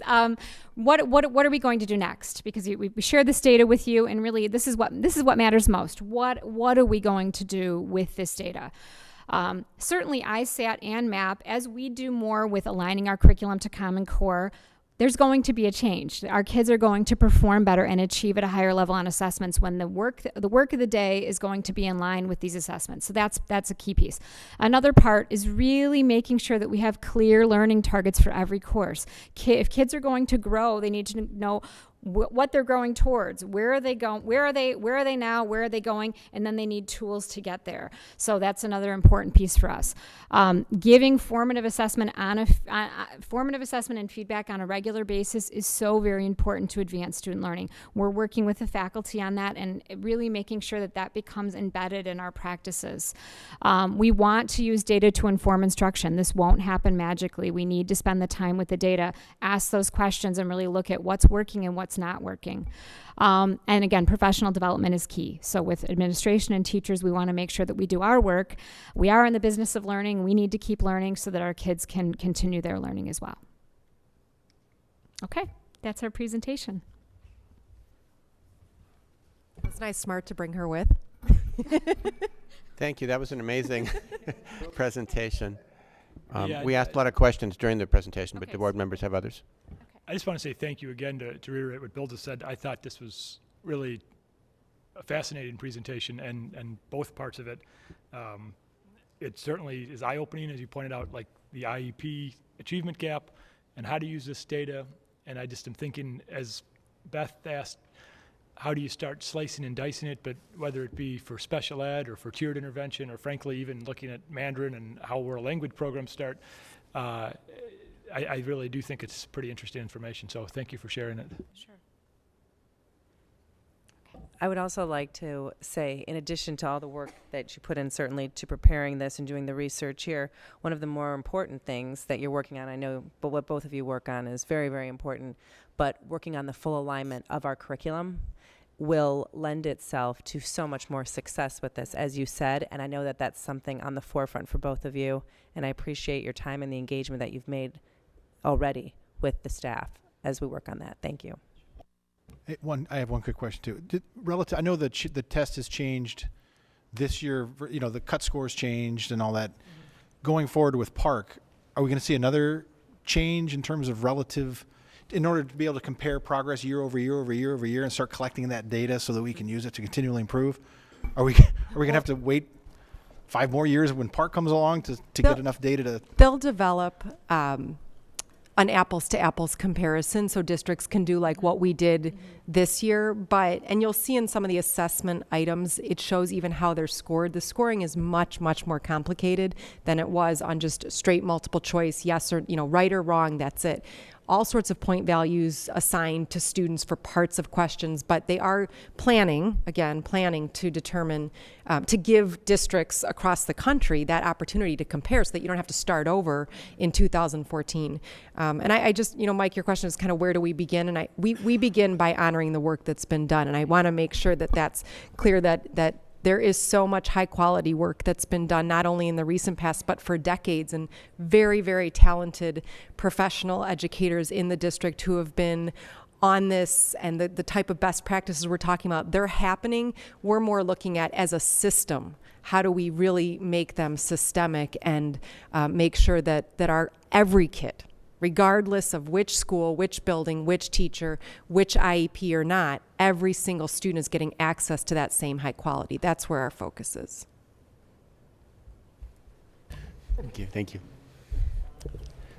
Thank you, Mrs. Fagel, Dr. Wilcox. I really appreciate the openness with which you've presented this information.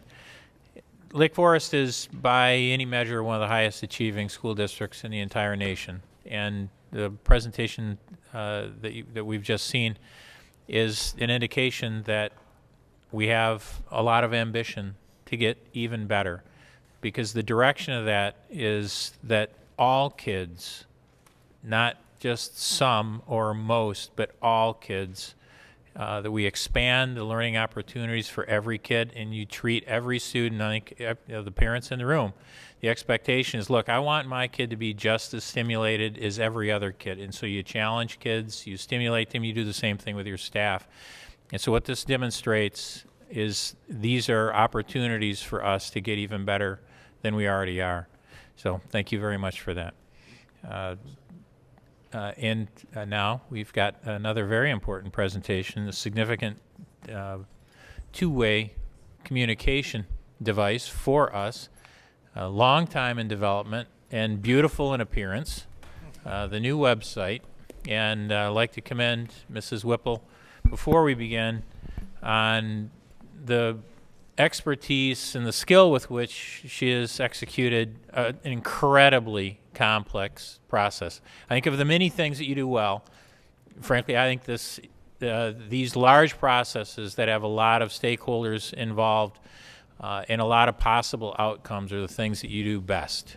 And so even though this isn't necessarily what somebody would look to and say, hey, this is a thing that we know Mrs. Whipple does, what we see in central office is the skill of pulling two different school districts together, all kinds of different constituents, and then creating a dazzling product that has had remarkably little feedback in terms of, hey, fix this, which is common with website development. So really well done, and off to the show.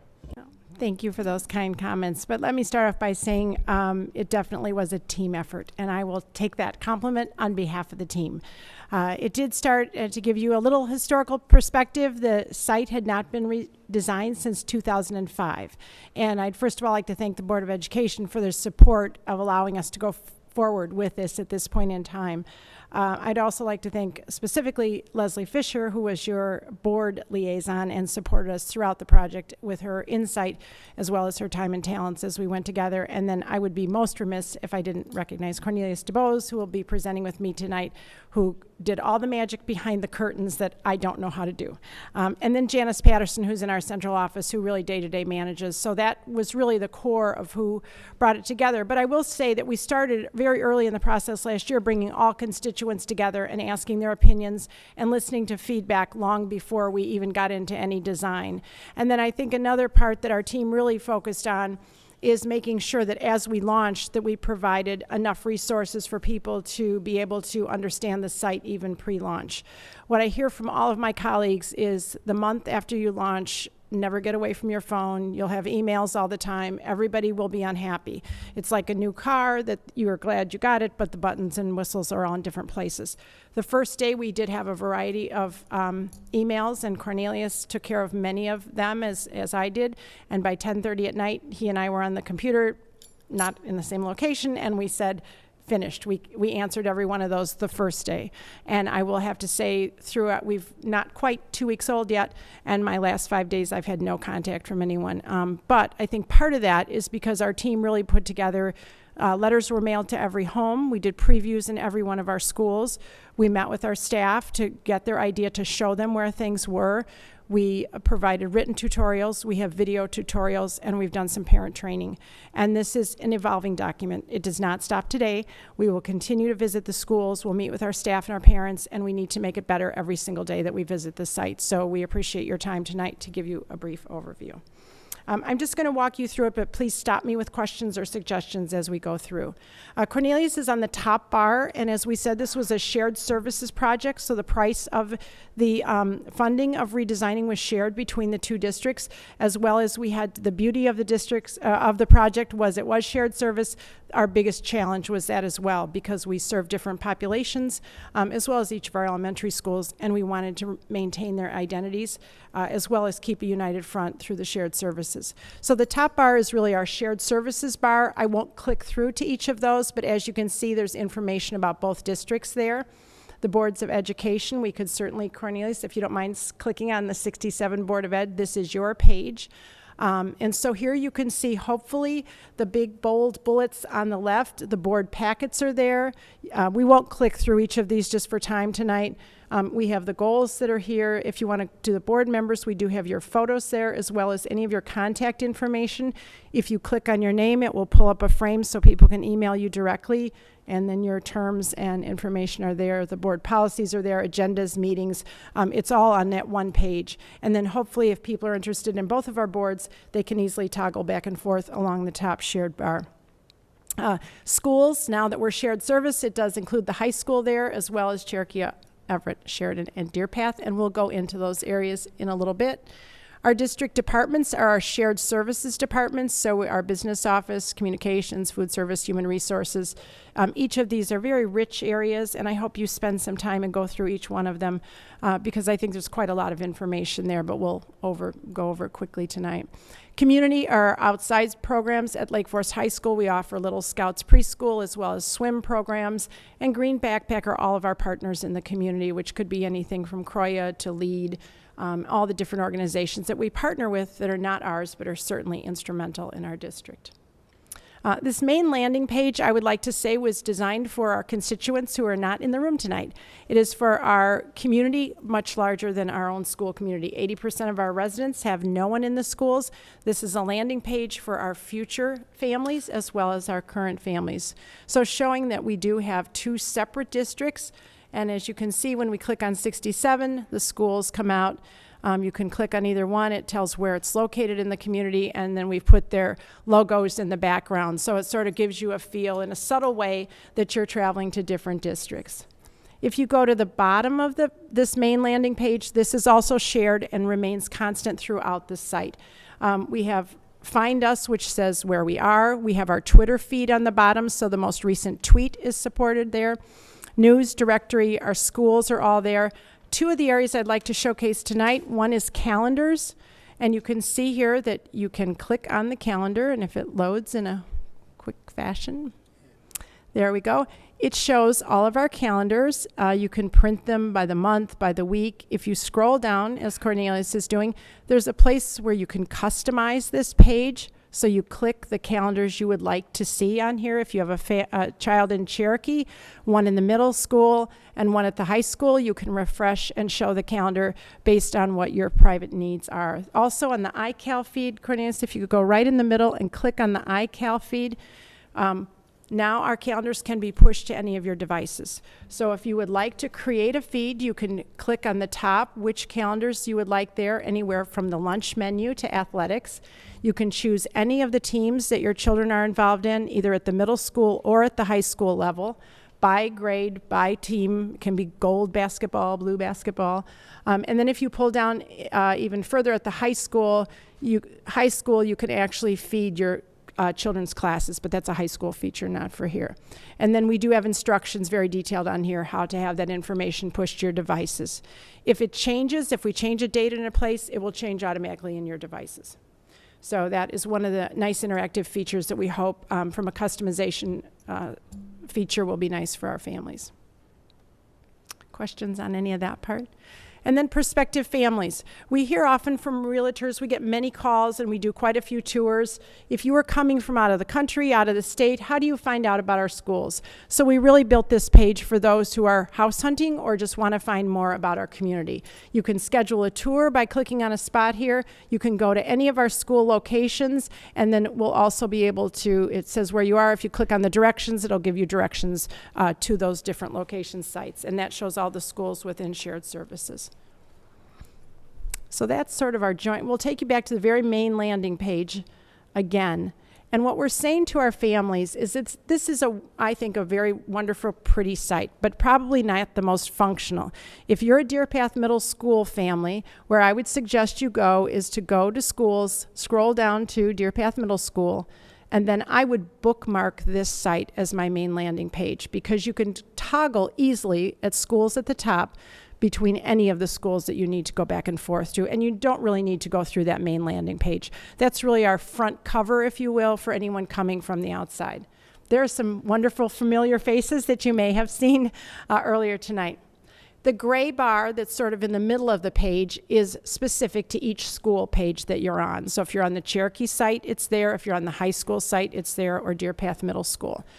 Each of these areas gives you information. The directory you can click on And you can either search your faculty and staff by name or by department.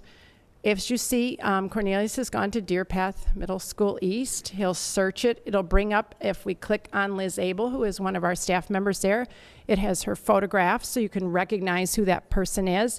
There's a little link where you can email her directly. It tells her responsibilities in the school as well as her phone number. So we think the photo is a nice feature because often we don't know from school to school, or if you're going to meet at a conference or something, who you're looking for. News and events or news and events specific to that school. As I said, the gray middle bar is just specific to the school site that you're on. And you can see those there as well. Student life. This is a rich area at the middle school, not so much in our grade schools because we don't have so many athletics, but we'll visit the athletics site quickly tonight. This is very similar at the high school, but far more robust. If you click on athletics, it will give you teams' schedules, so you can go to the schedule page. You can find where your student is involved. If it's in volleyball 8th grade, it will give you the schedule for the year, as well as the locations and times there. You can subscribe, do your iCalendar feed here. You can get directions, or you can print the schedule. Up on the top to the left, we do have directions and opponents. So you can actually go on to this, find an opponent where you're supposed to be tonight for your child's game. You can pick out the school you're going to, and it will give you driving directions. At this point, I'll also mention that the entire site is mobile responsive. So if you're on your iPhone in the car, or if you're on your iPad or anything else, as you can see, it sizes to the device and stacks the information. So the navigation looks a little different, but the 3 bars in the left-hand corner would be a drop-down menu. If Cornelius clicks on those 3 slices at the top, it will change it and give you a menu to the site that way. And then I haven't gotten into the portals yet, but the little portals that are in there are also accessible at this. So whatever size device it will. Did you have a question, Rick? It looked like you had something. To ask a question. Sure. Cornelius, if you input a schedule and there's a change to the schedule, does it automatically change to your computer or your iPhone calendar? Yes, if you have a feed. And what does that mean? You have to subscribe to our calendar so it pushes to your calendar and your device. But if you're just looking at it, obviously it's changed on here too. Yeah, but if you subscribe to the feed, it changes automatically. In your device. Interesting. Does it delete, if you have a rescheduled game, would it delete the original game? If we've deleted it from our site, it would delete from yours as well. Okay. Whatever we do to ours, if you have that iCal feed, it would then have the respective change in your device. It syncs. How tricky is it to set up the feed? Well, what does that involve? No one can do it. No. There are very detailed instructions and a tutorial on there, and you choose by your device, and then it gives you step-by-step instructions on there. But if anyone's stuck, we do have our helpline, if you will, and you can call us and help you with it too. The other thing too is if you've decided to iCal feed something and you decide you don't want it anymore, you need to go back and unsubscribe. If you decide suddenly you're getting way too much information, you ask for more than you really want, you need to go back then and unsubscribe and then refresh your iCal feed too. Okay? Also under student life at the menu school, we just have also our clubs and activities. We have a description of each club. We have who the contact people are. You can click on any of their names, pops up an email, and you can go right into there too. So, and these areas I believe will expand and become more rich as time goes on. The menus are here as well. This is the Deer Path Middle School menu, but in the elementary schools it's very similar. You can pay any of these buttons you can click on and you can pay your My School bucks there. You can see the monthly menu, and these you can subscribe to and push to your as well. Or you can print the menu. We did put that as a feature. Some families like to print it out, and it wasn't originally there, and we thought, maybe that's old-fashioned, but maybe it's not. Sometimes you like it on the refrigerator or whatever there too, so it can go there. Parent organizations are the different parent organizations internally that we support here, and we have links to all of their pages as well. And if we go back to, if you don't mind, to go back to Deer Path Middle School main landing page. As you can see, we have some photographs here. They will scroll through each time you land on one, or if you click into any of the little white dots in there, you can manually change them to see them more quickly. And we want to keep these fresh with news that's happening here today. So there's some of our students involved in a variety of activities. The main news page will change, and as you can see, we can add a lot more photos, give more information. Our district hugs is there, a composer's coming. The events area on the right is a calendar. Anything you see with a little plus sign, you can click on and it will give you more information. We worked with Laura Montgomery and Judy Epke, and this is actually a tour for our students at middle school that shows them how to best use. It's a video tour that will show them how to best use the site. So they can actually watch that, and the teachers will be showcasing that in the classes too, because some of the portals are new for them as well. And then at the very bottom of this page is a gray bar that, and this is true for every school site, and it has additional links here in case they don't want to go into the portals, and we'll show you the portals in just a minute. If we could click quickly to Everett School, I'm not going to walk you through it because this was purposefully designed so that you could toggle back and forth between schools, and the navigation was very similar. But here's Everett School. As you can see, it has their colors and themes, but very much the same navigation as far as what's available here. They use their teacher websites, and we use Edmodo at the middle school. So it's specific to the school, but I think the design is comprehensive enough that it shouldn't be confusing to go back and forth. And then we'll quickly show you Lake Forest High School. So as your children move through the system to the high school site is very similar. Same type of information, same type of navigation. Obviously, the top gray bar that you see at the very top has far more resources. It has all the academic classes. It has, you can go in any discipline. It can show you how to apply for college, all the clubs and activities, all the parent organizations. And every one, I neglected to mention, we have our Twitter feed and Facebook on every one of the pages. So if you'd follow any of those, you can click through to those and that information will come up. At the very top, that yellow button with the magnifying glass is our search feature. It's probably completely indexed by Google. Sometimes that takes a while, but you can put in any keyword and it'll search the site and take you there. So if you can't find it intuitively by the way it's designed, that's a nice way to do it. And then really, we think one of the most exciting features of our site are the portals. And Cornelius is going to walk you through those a little bit. The staff, parent, and student portals were at the top, which is really a functionality of design that we're very proud of, but also we had to work very hard to make sure that the information was separate district by district. Okay, as Ann said, at the top of the page, right under the main landing bar, there are 3 portals: a staff portal, a parent portal, and a student portal. And I'll focus mostly tonight on the parent portal, but if Ann can go ahead and log me in, I think we'll be logged into the staff portal under my username.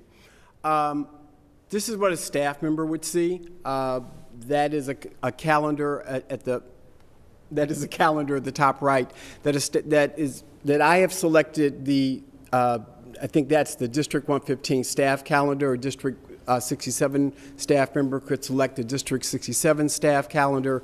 That is the calendar, I think, from Deer Path. That news that's in the middle of the page is pushed out from central office to staff members. So right now we have news about insurance and EAP and EAP seminars. And then that My News section, I can select what news I would like to see. I don't know exactly what school I've chosen to get that news. And then before you do that, if you could show the staff links on the right-hand side, left-hand side, my other right. So staff members can log in here. They can see links to the things that are most important to them: Alio, the employee portal, Allied Benefits, Blue Cross, Outlook, lunch menus, School Dude, Power School, so forth and so on. And Andy, the Global Compliance Network, is there so they can be compliant. Also, Ann's going to show, whoops. Cornelius? Yes. Is that where we as board members would go in to check our LF Schools email? No. Okay. Yeah, I will show you the easiest way to get to your LF Schools email. Okay. Actually, Ann already showed you, but I'll reiterate it. But if you, Ann, if you would turn down the little circle, the little triangle, that triangle that Ann's going to click on now. Now you'll see that calendar has a pencil next to it. So if she clicks that pencil, and then she clicks Content to Show, then I can select what content I want to show in my portal for me. And when I come back to my portal next time, that content will already be selected, will be there. This is my area, personal to me, and not a part of the general website. Now, parents also have a portal. Ann, if you could go and click on parents. Because I am an administrator of the system, I can, once I log in, I can go every place within the system. If a parent is a staff member, they could do what I just did, go from staff to parent. If a parent is not a staff member, they cannot get into the staff portal because they do not have access to the staff portal. But this is what a parent would see. Again, at the top, there is news that is pushed out from the district side. There are parent links from APT to Croya to LEAD to Pay Fees Online, Spirit of 67. On the left-hand side, that big blue button is a video that will show a parent basically what I just showed you, how to turn that thing down and how to configure this page, how to customize this page. Right below that, there are the Cherokee, Everett, Sheridan, and class pages that teachers have used in the past, and they're continuing to use, but we put them there in the portal, and they're also, I believe, on the bottom of every school site or somewhere in the school site. There's Edmodo, which the 4th through 8th graders use, but as I told the parent group this morning, if you have a 3rd grader using Edmodo, even though it says 4th through 8th grade, they can click on that link or the link at the bottom of the page. It's the same Edmodo. Again, a parent can select what calendar they want to see, and they would do it the same way. They would turn that down, and when it goes down, they would then be able to select the pencil, and they can select what calendars content to show, and they would then be able to select whatever calendars. If they had children at Deer Path and Cherokee and at the high school, they could combine all of those calendars. If you combine a calendar, if you combine 4 different calendars, and there is a single event that crosses those calendars, school is out, you will not see that event 4 times. You will see it once. So it knows that the event is duplicated and will only show you that event 1 time. Again, a parent can choose what news they want to see, and if you could click on that and see what I have chosen, and then click content to show. So I've chosen, I was at the Deer Path APT meeting this morning. So I chose Deer Path events. So you can choose what news you want to see. You can include other things. You could select them all if you want to, and then click OK. And then that news will come to you as it is pushed out. I think we showed them the parent links. If we could show them the student portal really quickly. Student portal is, it has links. Would you click on the links, please? So students can get to ADJOURN and their school libraries, Edmodo, Google Apps, PowerSchool, all those things that they need to get to. Again, students have the ability to customize their news. We haven't, we don't really expect them to do that. We expect them probably mainly to use those links to get places where they need to go. Plus, we've also added those links in other places. So that's a brief overview of what the portals look like and what they do. Questions? Okay. Here's your email thing. If you could, let me just really quickly jump in here, Ann. While Cornelius is doing that, one of the beauty of the portals too is that if you have students at the high school as well as at the elementary school, all that information will be in one area.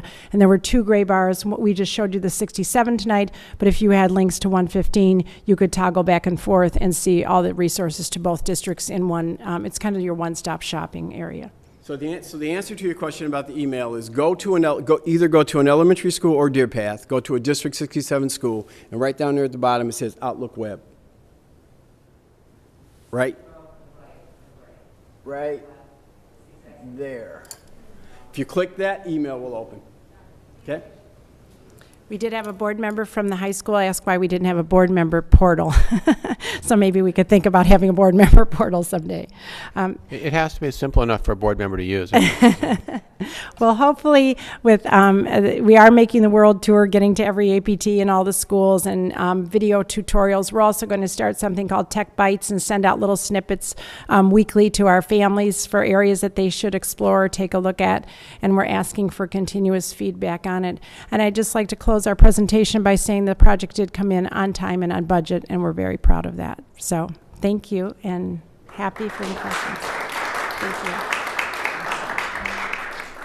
congratulations to everyone who worked on it. It's just Yeah, fantastic. it was a real team effort, and I think that was the beauty of the site. So thank you very much. Yeah, and I just want to say, as a parent of a high schooler as well as a District 67 kid, it is great to toggle Thank you. between the two. It really is Yeah. seamless, and it works fantastic. Good. So thanks to you and Cornelius and Great. Lesley, and also as a local realtor in town, having that prospective families piece Right. has been very well received. Good. I'm glad to hear that. And by certainly other any folks. feedback we get from the outside and our realtors, we'd like to make that even more interactive if there are other things you'd like to see. Yeah, on it. that's great. And I've made a note to talk to other offices in town. But Okay. We generally people meet like with the real estate population in either December or January, and so we'll be showcasing this with our realtors at that point in time too. Thank you. Ann, I've got a question for you, if I could. First, I'd like to say thanks for working so hard to pick a firm that was able to create a website that lives up to the quality of both districts. Mhm. I mean, we now have websites that really reflect the quality rather than looking like they were designed 15 years ago for Right. $2,000, which we all know they were. A question for you is, I know you've worked really hard on this and done a great job, but I've also heard you mention any number of times that you've got certain expertise with project management and so on, but you couldn't have done this without Cornelius. Could you explain that a little bit? Yes, absolutely. And Cornelius and I have really been side by side throughout the whole, I think some of the areas that I bring, but then I know the areas that I do not bring strength to it. And Cornelius certainly has been by my side, the whole back end and the technology end of it, but he also has insight into what the users are using. And that's, I always think, very unique for someone involved in technology, because so often it's so data-driven that I think it's hard to see how it plays out. And so he has really been amazing in listening to our families, listening to our staff, working with us, making it a reality, putting up with me. That's been his greatest asset. But I see things sometimes, and to get, how it translates, he'll say, well, that's how I showed you it was going to be, and then I say, but it doesn't look the way I thought it was. So really tolerant in helping us make kind of the dream of the collective groups become a reality. It couldn't have been done without the programming and the data that was supplied by Cornelius. And he continues it, because as we are going around, he's working and solving problems on the back end that I certainly could not do. So it really is a very important part of the process. One last thing, we've had calls from 6 school districts so far, and as far away as Colorado, asking who did our site. Cool. So that's kind of exciting too. We are the first public school site that Final Site Silver Point did do, and they had a merger over the summer in the midst of our launch. So that was kind of an interesting time, but we survived that. So that's very exciting. Sidwell and Friends, where Obama's children attend school, is one of their most notable sites, but they are international as well as national, and we are the first public school site, so that's kind of exciting too. Terrific. Thank you. Thank you. We might have one more question by a board member. Go ahead. Is there any cost implications with the more robust site? Are there any long-term cost implications, either positive or negative, relative to making sure it's populated and Right. kept up to date and all that Sure. kind of stuff? That's the other, and we're calling it Life After Launch, that we have 24/7 support from Final Site, which was part of our proposal that we wanted to make sure that we have. And quite frankly, we problem solve every day, and we have a dedicated person, Carl, who we call and talk to at the drop of a hat. Carl's there all the time, and no question is too small. We also have video trainings that we can get. The ongoing cost to the district is about $5,800 a month. Edline was costing about $6,000, or I'm sorry, not a month, a year, excuse me, $5,800 a year. Sorry, put you on, wake up, it's late in the night. I wanted to see if you were paying attention. No, $5,800 a year. Edline, which was one of our software that we have eliminated, was around $6,000 a year, and at the high school we'll be eliminating that as well.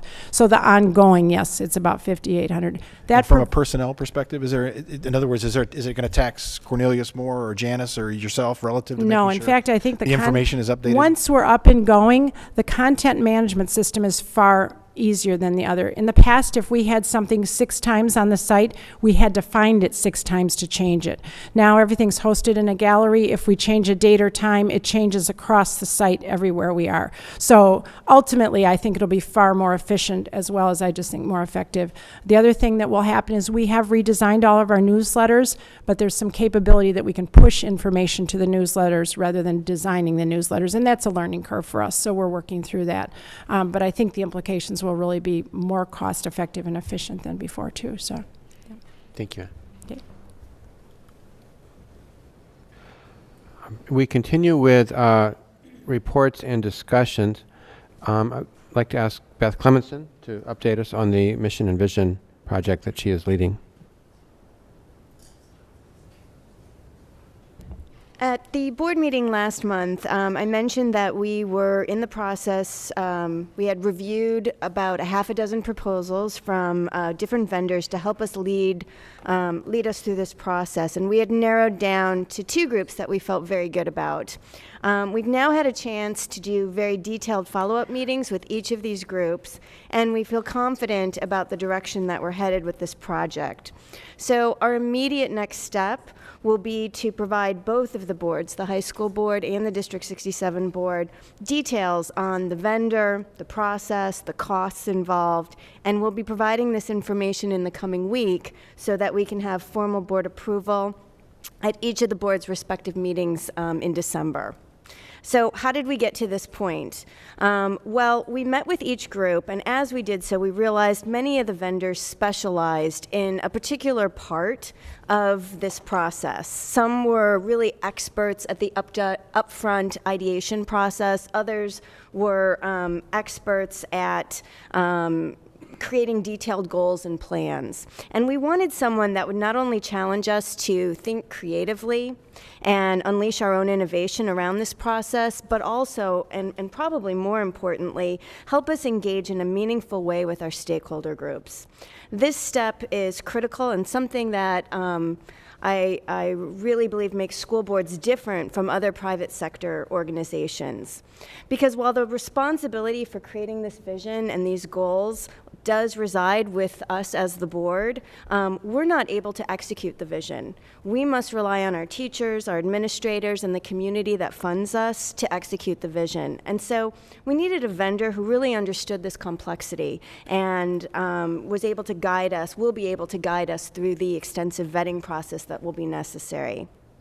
So that said, in evaluating the vendors, we developed a matrix to assist us in our thinking, and we looked at a couple key criteria. First, we wanted an expert facilitator, someone that was good at leading as well as being a good listener. We wanted them to have the ability to build consensus and to be credible with multiple and diverse stakeholders. Someone with an educational understanding and the unique environments that schools operate in, but that also had extensive business understanding as well.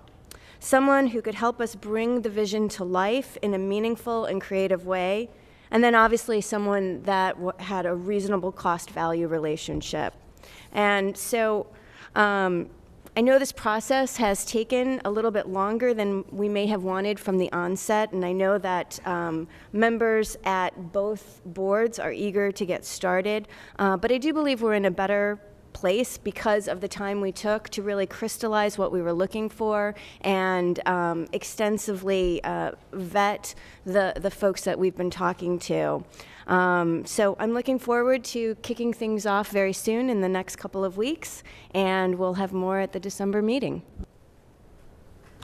Thank you, Beth. And this is a very important project and very important to get it right, and so take a little extra time. Do any board members have questions or comments? Well, I'd just like to add that, and thank you, Beth, and I know that we've all thanked you for the time that you've put into this thus far and the time we'll all be putting into it.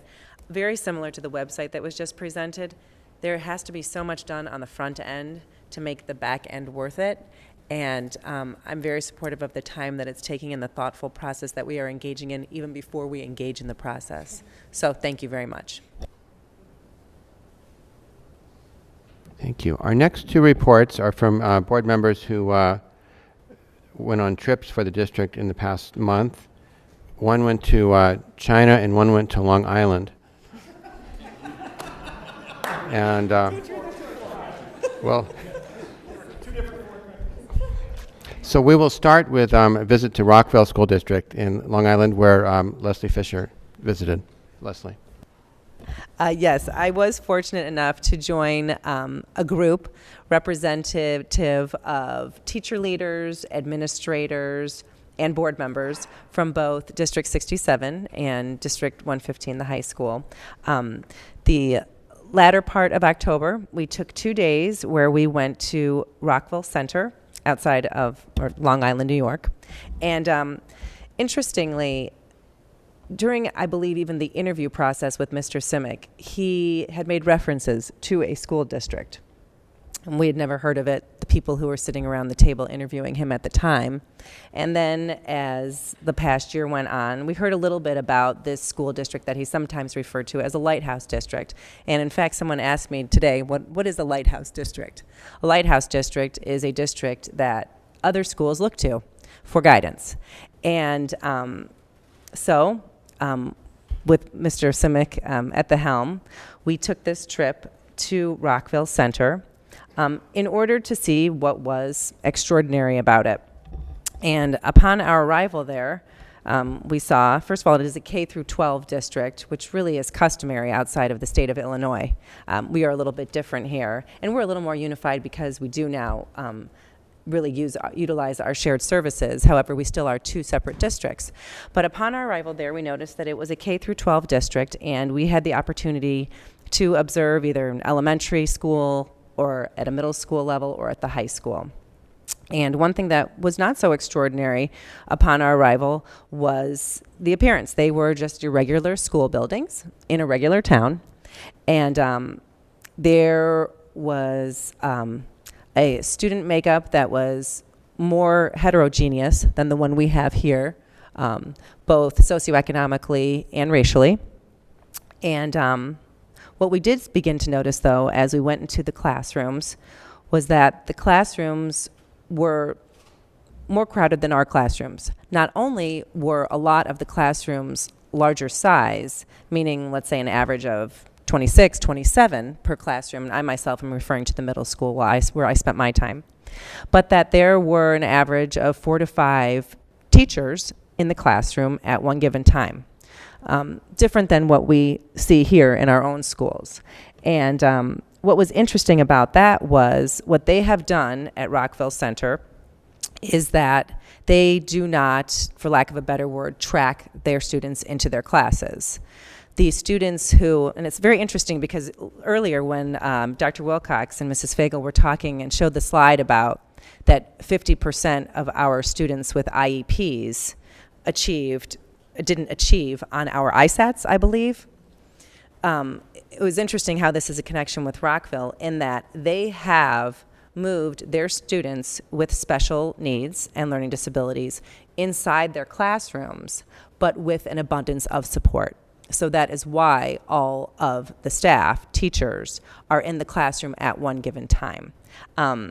They do not track their classes.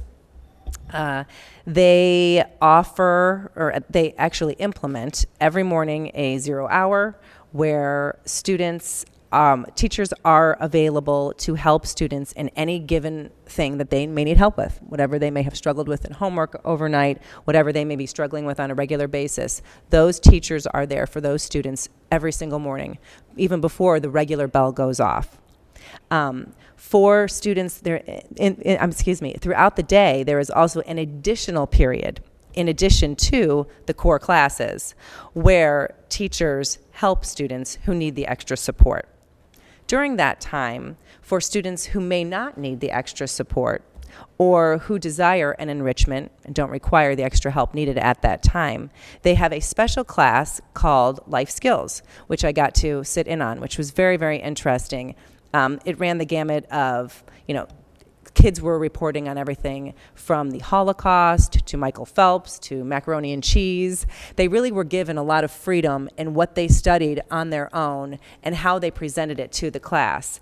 And this was sort of a reward. A few of the teachers and I who were observing in that classroom, we asked the kids, what's this class about? And one of the kids said, well, right now I don't need extra help in what I'm doing, so I get to come here. So, and it was something that, they knew, well, if we need extra help, we can't come here anymore and we have to go get extra help with other teachers. So, very, very interesting way of implementing enrichment, yet not throughout the entire day. I would say, too, that another thing that I noticed was, I know at the high school level and at the middle school level, they are an IB inspired or IB school.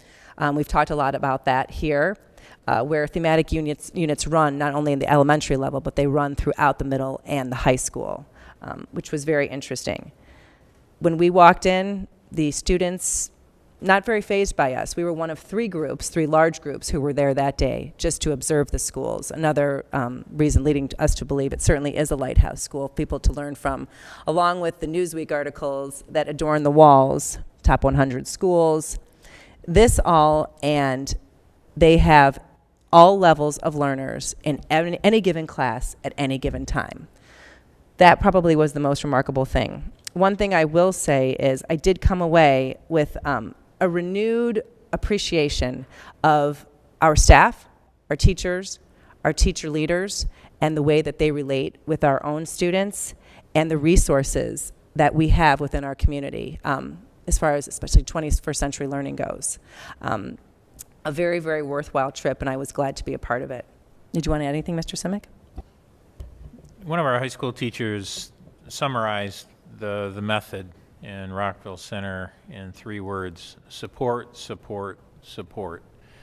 And it's everywhere. It's from the structure that they've created for students at the high school level. They have the 0 hour, and they quite literally walk around and scoop kids up and shoo them into various places so that they can get help. They also have very uniformly high expectations for every kid that walks in the door. There's no student there that is a mystery. Nobody gets slips between the cracks there. They challenge every single kid in the district and make no excuses. No matter what the students' challenges are, no matter how high or how low they are, they're targeted in really meaningful ways. And one of the things that they've done is they've removed a huge number of barriers that very often keep kids out of challenging coursework. And one of the things that I learned in the course of my studies was that one of the things that leads to college completion is the relative rigor of high school coursework taken. You have to not be in a good high school, you have to have access to the good stuff. And that is one of the key factors for kids to not only do well in high school, but then complete their college experience.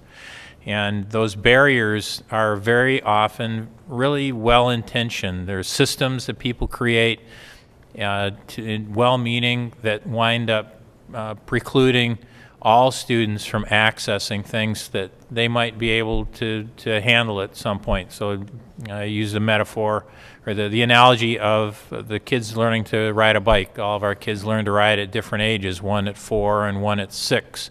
But by the time they're 7, they ride the exact same way. Kids come to things at different times and different paces, and the system needs to adjust to them, not them to the system. Thank you very much, and thank you for the opportunity as well. Questions or comments from board members? Y'all getting sleepy. Okay. Thank you, Lesley, for that report.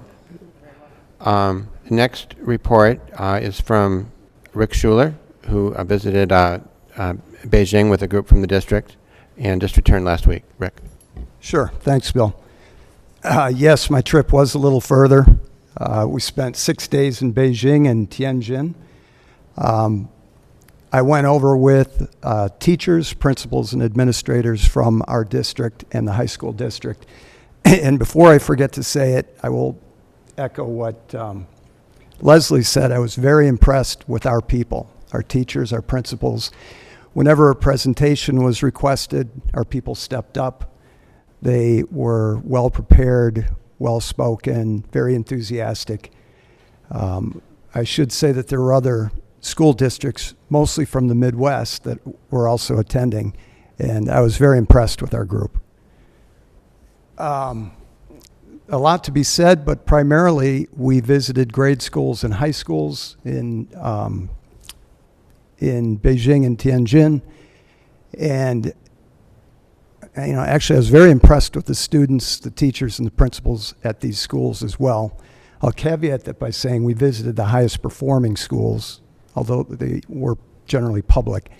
What was most interesting for me was actually to hear our own teachers and principals talk about what our strengths are and ask questions of the teachers and principals at these other schools. I'm a board member. We talk about a lot of things, but rarely do I get a chance to hear our teachers and our principals talk so candidly and get questioned by third parties and have to give their true perspective. So that was probably the best thing I took away from the trip. It was, also, of course, very interesting to hear their view on our schools. It's interesting. We think that they're better in a lot of ways than our schools. Well, they think that we're better performers and superior in a lot of ways as well.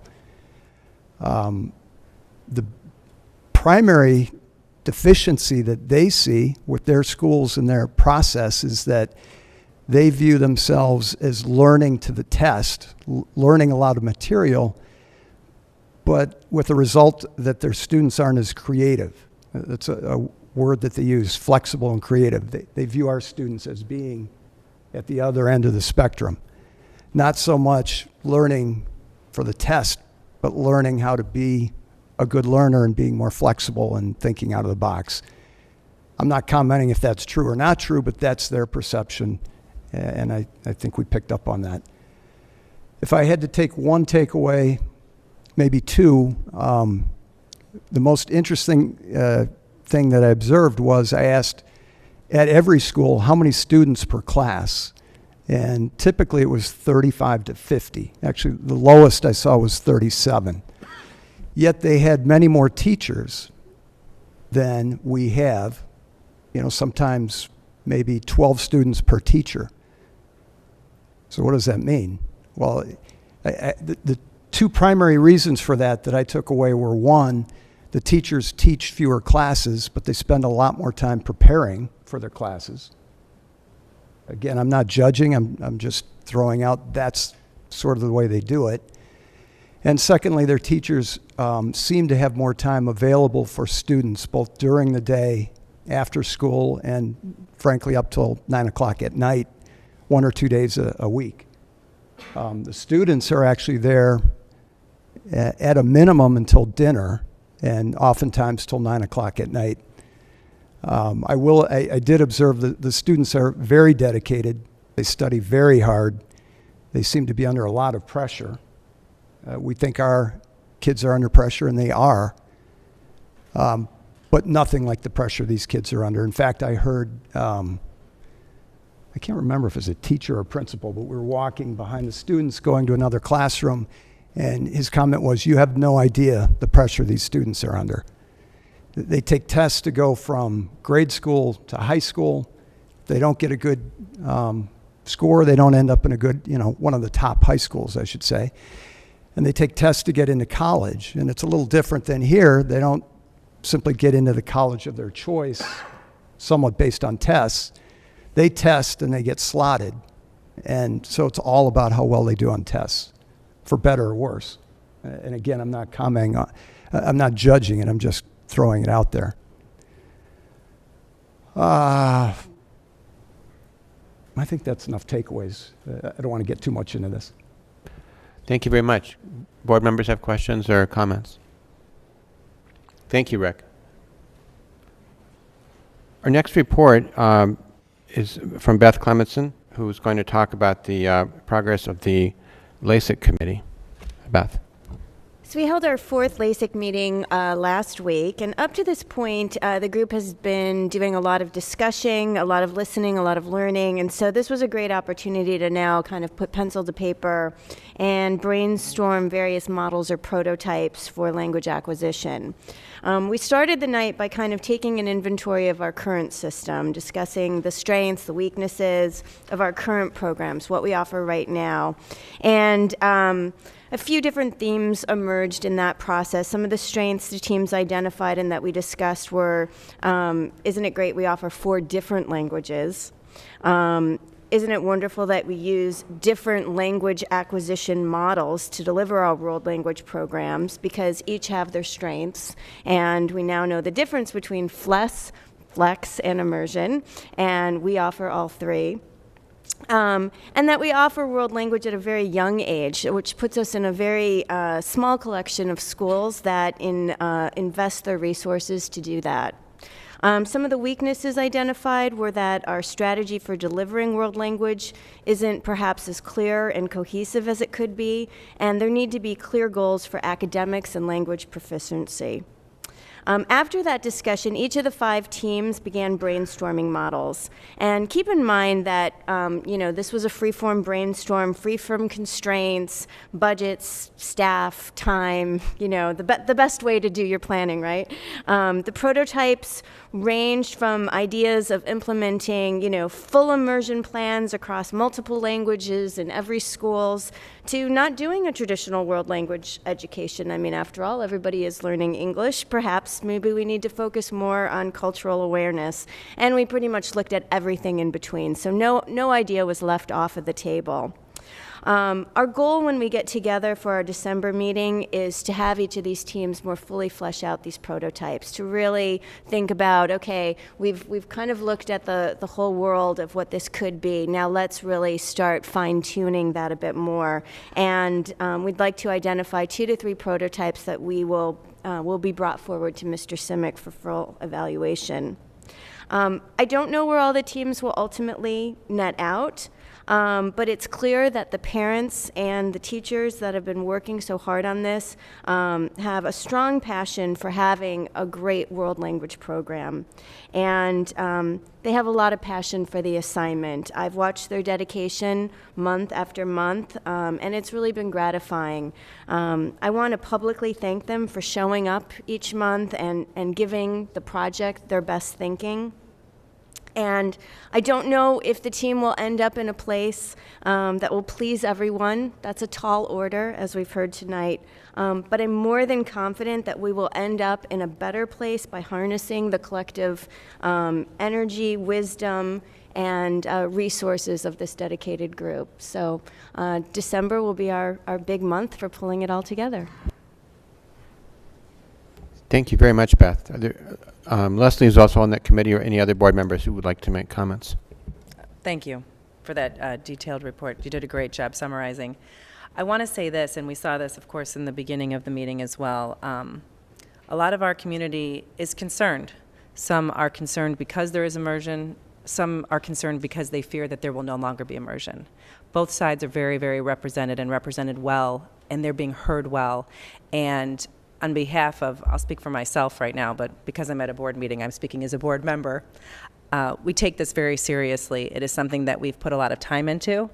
I am proud of the LASIK committee and its charge and its leadership, and with the genuine goal of bringing a recommendation to the superintendent that we think will be the best for our entire district and for its students. And that's what we are keeping on the forefront of our minds. So thank you. Thank you.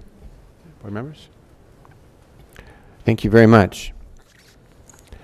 The final report in our reports and discussion section is on the Food Service Committee, and call back to the podium Ann Whipple.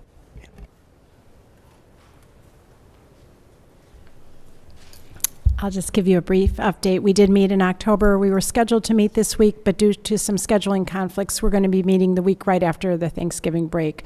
At our first meeting, we reviewed other districts and looked at the types of food service they offer. And then we did some brainstorming, and we have a wonderful committee of about 15. I think 15 were there, but I think there are 18 on the total committee from all schools. And we really talked about if we had the ideal food service available, what would it be and what would the aspects be? And then we reported that out, and that criteria was put into a document that we've shared with all the members. And then really what I'm very excited to announce to you all tonight is that Lake Forest Hospital has, Northwestern Lake Forest, has offered the services of Kate Abernathy, one of their registered dietitians. And I think the very exciting aspect of this is it brings with us the strength of Lurie Hospital, which is also Lurie Children's Hospital, which is also associated with Northwestern. So there's a nice connection there. Even though she does dietitian information here at our local hospital, she has access to what they're doing at the Children's Hospital, and I can think of no better resource to bring that strength to our committee. So we will meet in 2 weeks, and at that point in time, look at some of the standards that they're using, and then compare that to some of our hopes and dreams, if you will. And we really appreciate the involvement of our committee. And as I say, it's very broad-based. We have parents on both sides of the spectrum, as Ms. Fisher announced with LASIK, and then we have some really resident experts of our parents who are dietitians or have some health type background too. So it's going to be a very exciting outcome. And I think it's a nice in-depth look. Even though our survey last year brought us some broad-based data, this will really let us drill down and then help us define what we really want as our district program. Thank you, Ann. Thank Questions or comments from board members? Thank you very much. We now come to reports from board committees. And the first committee is the Education Committee, chaired by Lesley Fisher. Lesley? Good evening. If anyone at this point would like to stretch or walk around, any of us too, feel free. Feel free. I will not take offense. This will be brief. The Education Committee met just this morning. So the minutes are not quite yet hot off the press, but I know Lauren is working on them, and I appreciate it greatly. What I will do really quickly is just give a brief synopsis of the meeting. We did meet, as I said, this morning, and the first thing on our agenda was the charge of the committee, which is something that was brought up by a few of the board members several months ago as the policy committee was being formed, and of course we also have the finance committee. We thought, and they thought, to streamline really and mesh our charge to make it very systematic throughout. So we are very clear about what we are there for in these meetings, although we know in theory what we're there for, to really articulate it, very similar to a mission vision. Fortunately, it's not that big of an undertaking. But we did get through it this morning, and while I don't have it in front of me, the exact wording, I can tell you that the crux of it is that it is a two-way communication between the administration and the board members, vetting ideas that impact our educational services and our student learning outcomes. And it's very important to our district. So this information will, of course, be available within the minutes on the website once they are available. We also did discuss LASIK, which we've discussed here today. We discussed the Rockville visit. And we talked about the Illinois School Report Card Update, which was the report given by Dr. Wilcox and Mrs. Fagel earlier tonight. And something exciting on our agenda for the next time we meet is going to be a possible collaboration with the Northwestern School of Education as we work on expanding our STEM program. So that's something we're very, very excited about. So stay tuned for that. Thanks very much. Oh, anything to add? Mr. Folker, you were there. Would you like to add something? Thank you, Lesley. Questions or comments from board members? Okay. The next report is from the Finance and Operations Committee, Mr. Rick Schuler. Thank you, Bill. It's getting late, so I'll try to keep it brief. Finance and Operations Committee met a couple weeks ago. We had two topics. The first was a discussion of SAAs, special assessment areas. The conclusion was they were properly established and documented with all relevant parties aware of them. They've been in place for 10 plus years. Preliminarily, we have no reason to unwind the bonds or payments associated with the SAAs. That said, I would say Bill and I have some meetings coming up, and it will get further discussion. The primary topic of the meeting was to discuss the requested temporary tax levy increase. We've given this some discussion from the last meeting. To refresh your memory real quickly, the tax increase is capped at either or the lesser of 5% or the rate of inflation, which for this past year was 1.7%. The total increase in taxes is really that plus the revenues from new construction in Lake Forest. That's estimated at about 0.3% of our budget, which is 31 million. The total increase would therefore be about 2% projected. That represents, with a budget of 30 million, about 558,000, a little more with the new construction. Again, that represents about 2% of our budget. The sort of the big picture thought on that was that's an increase that's in line with inflation, doesn't seem unreasonable, and therefore probably makes sense. But we want to be diligent in looking at any tax increase to make sure that the money is well spent, that it's needed, and in conjunction with that, we're looking at the level of our reserves to see if we have an excess or if we still need to build it up. Also, as we discussed at the last meeting, a big part of determining whether or not we need the tax increase is our 5-year projection. We spent a lot of time talking about what's in these 5-year projections and what's still missing for us to make a final determination. We concluded, skipping to the end, that we would, and I hope I'm speaking correctly for everybody, that we would vote in favor of the temporary tax levy increase as suggested, but we're expecting to see more information primarily on capital expenditures in the 5-year budget, and also costs associated with new education initiatives, that coming more from our superintendent and people reporting to him.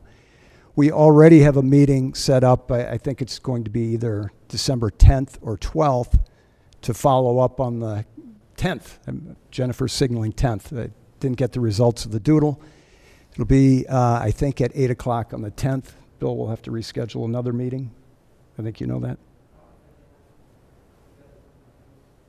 All right, I won't worry about that for now. But in any event, we'll be reconvening on the 10th, and at that time, Jennifer is going to have more details on expected capital expenditures rolled up over the next 5 years, and that'll help us get a better feel for, the need for the tax increase for the 600,000.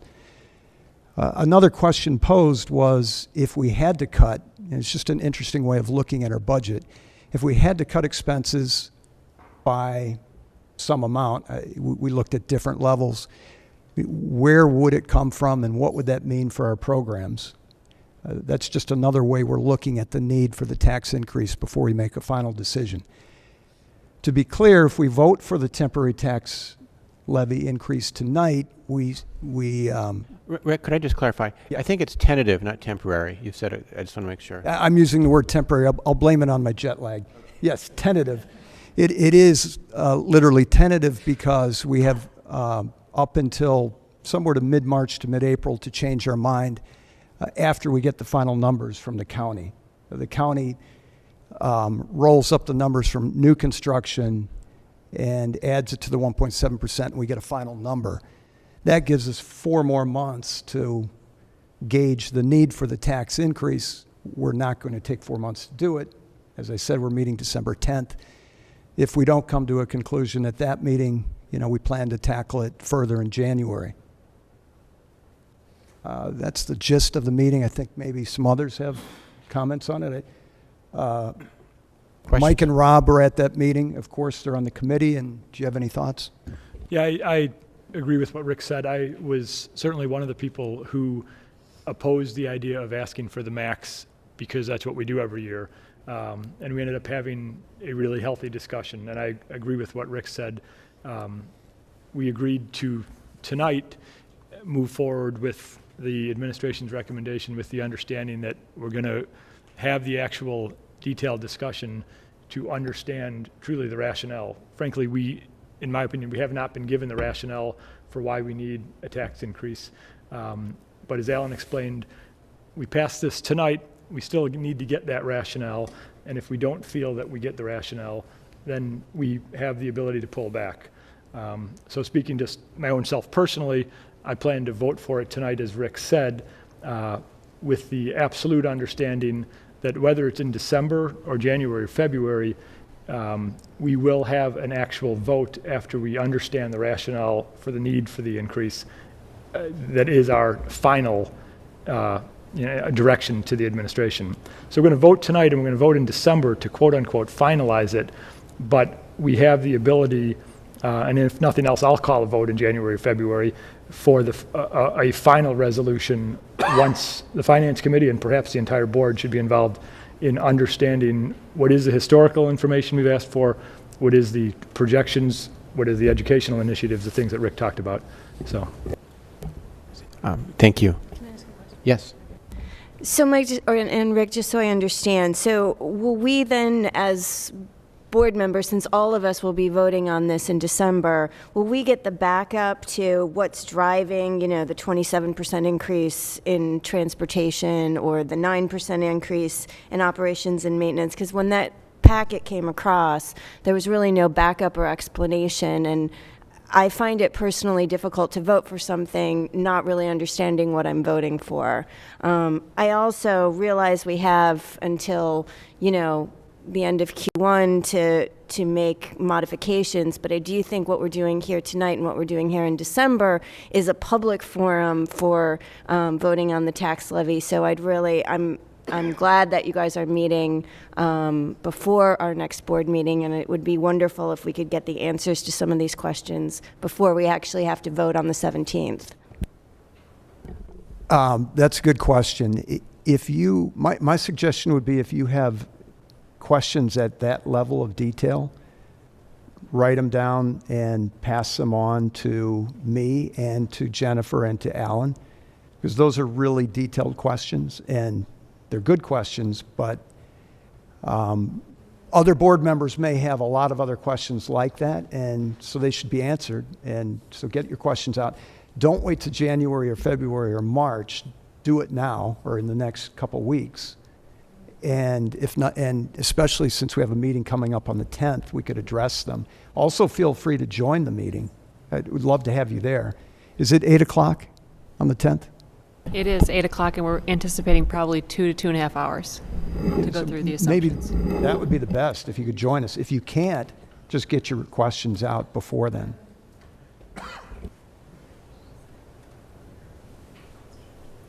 Other questions or comments? I'd just say I agree with what Mike said, and what. Thank you, Rob. We now move to the report from the Policy Committee, chaired by Mr. Mike Borkowski. We have not had a policy committee since our last board meeting. I'm just here to move this meeting forward.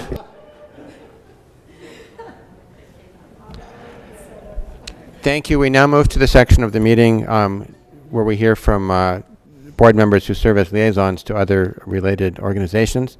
The first is the North Suburban Special Education District. Liaison is Mike Borkowski. We have not had an NSSED governing board meeting either. We have had a great conversation with the NSSED superintendent at a board workshop, really to discuss what NSSED looks like with the pending withdrawal of District 112 from NSSED. But we've not had it. The next governing board workshop is in early December. Any questions from the board or the public? I'm happy to take them. Okay. Thank you, Mike. The next is Illinois Association of School Boards, EdRed, to which I am the liaison. There is no report this month. Next is the Curriculum Coordinating Committee, Lesley Fisher. And I'm sorry to say that there is a report, but it's a good one. So the Curriculum Coordinating Committee met on November 7th at 4 p.m., led by Lauren Fagel and Lori Wilcox, and teachers and community members and myself were present as well. So first we discussed Common Core English Language Arts, and this was a continued discussion from the prior CCC meeting. Colleen Brueggemann, Lori, and Lauren are leading the charge to adopt new materials, including more nonfiction reading, which is on target with Common Core testing and standards. Teachers are requesting to receive aligned materials to Common Core standards sooner as opposed to later, and summer will be the optimal time used for staff development. It was emphasized that these will be primary materials, but that teachers use professional judgment in selecting and utilizing additional instructional materials. There was some discussion about whether a child brings home, for instance, if a child, let's say, is in a math class and a child is doing Agile Mind, yet they're bringing home some other work in addition to. Well, that's very common practice for teachers to add instructional materials as they see fit. Speaking of math, we also discussed the Bridges Math program, which is our grades 1 through 4. Well, it's actually K through 4, but this is an update on the Bridges Math program, grades 1 through 4. This edition of Bridges is still in the creation stage, so materials have been arriving later than ideal. However, teachers shared the following. While inconvenient for teachers due to the late arrival of materials, and this should be more prompt by midwinter, they see real value for students. They discover, investigate, are adopting a mathematical vocabulary and tone. The kids love the games, and they are writing. Encourage a variety of problem-solving techniques, not one right way. And this seemed to be echoed by multiple teachers. It was very, very good to hear. Fast forwarding to grades 5 through 8 math, which is the Agile Mind math program. The goal in our district is algebra for all for our incoming Lake Forest High School students, our outgoing 8th graders. We had an interesting discussion regarding why kids should have the option to take calculus by senior year, which is why we want the kids on target for algebra for all as they enter the high school. Isn't this too stressful? Well, maybe for some, but the idea is, does it have to be as stressful as it is? And the other point being, it just is an option. Not everyone has to take advantage of that option, but let's give our kids the option to take calculus by senior year, because this seems to give them more opportunities as it relates to the college admissions process. 5th grade seems to be a difficult jump for our students as they graduate from Bridges to Agile Mind. Lake Bluff combines Agile Mind with 5th grade Bridges successfully, and our teachers supplement as needed, again, using professional judgment. And we're also articulating a lot with Lake Bluff regarding this, so that's very helpful. Also, Deb Smith, our middle school math coach, is working with teachers on emphasizing the 8 standards for mathematical practice regarding processes and proficiencies, and this aligns with the Common Core standards. I just wanted to share with you a few. So the standards for mathematical practice, there are 8 of them, include, I'll share the first 3. They make sense of problems and persevere in solving them. Students reason abstractly and quantitatively. And they construct viable arguments and critique the reasoning of others. And I think so much of this was echoed when the teacher gave her feedback, talking about how that they're adopting a mathematical vocabulary, they love the games, they're writing, and they're using a variety of problem-solving techniques.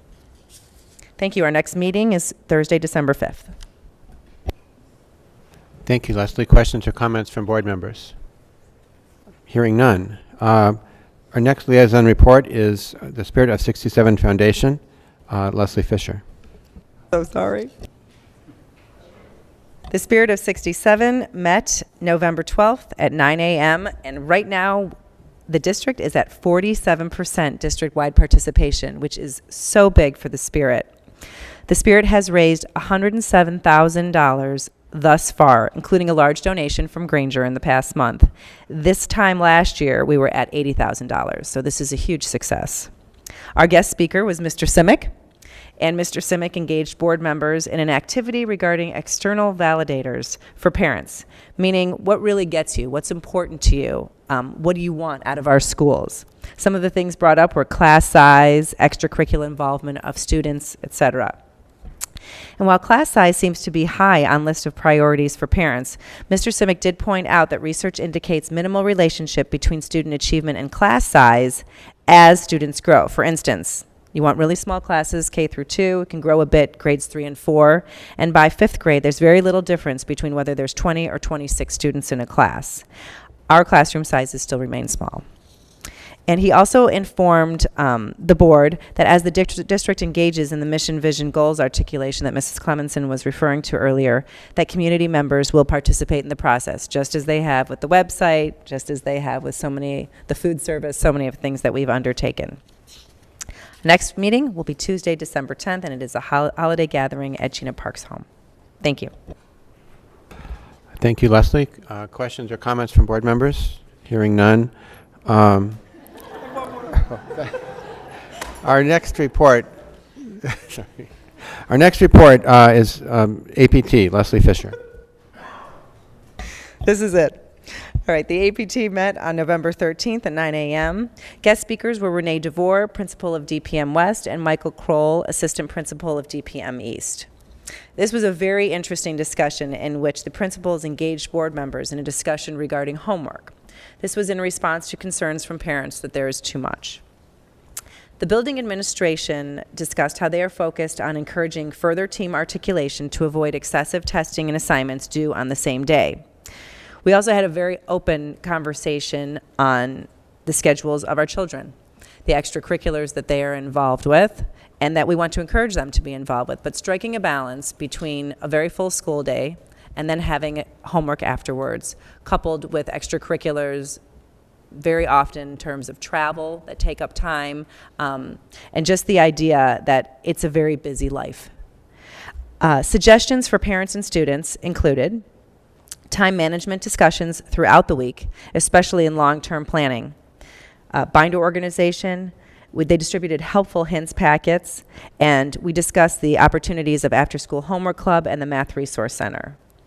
Also, students advocating clarification and assistance for themselves, including before or after-school help with teachers. It was also brought up that Lake Forest High School offers a class freshman year regarding organization and study habits.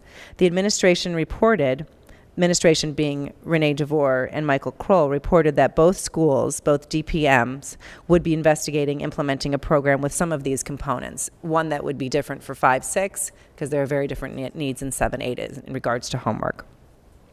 And then, in addition, Ann Whipple and Cornelius DuBose gave a very similar presentation to the one they gave here today.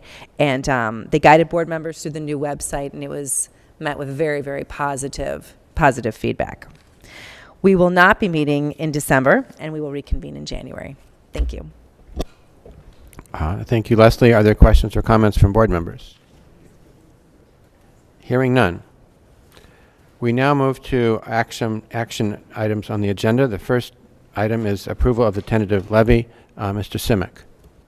Thank you, Mr. Anderson. I'd like to hand this over to Jen Hermes and also pass on that Mr. Albus, if you wonder where he's been or where he will be, he's in significant pain right now. He's got a bone spur in his neck, as I understand, and he's on every kind of medication imaginable. We'll be having surgery on Thursday, and so Mrs. Hermes and her team are going to have to try to step up and fill in those big shoes. So with the tentative levy, Mrs. Hermes? I just say that we all wish Alan the best. I spoke to him yesterday, and he was somewhat excited that he's apparently having the same operation that Peyton Manning had last year. And so he's claiming he's going to be able to throw a football after the surgery. He's hoping for $13 million in endorsements, too. We did explain to him it doesn't cure asthma because he still has some other ailments to consider. Thank you. In light of the hour, I will skip the 45-minute presentation that I was going to do.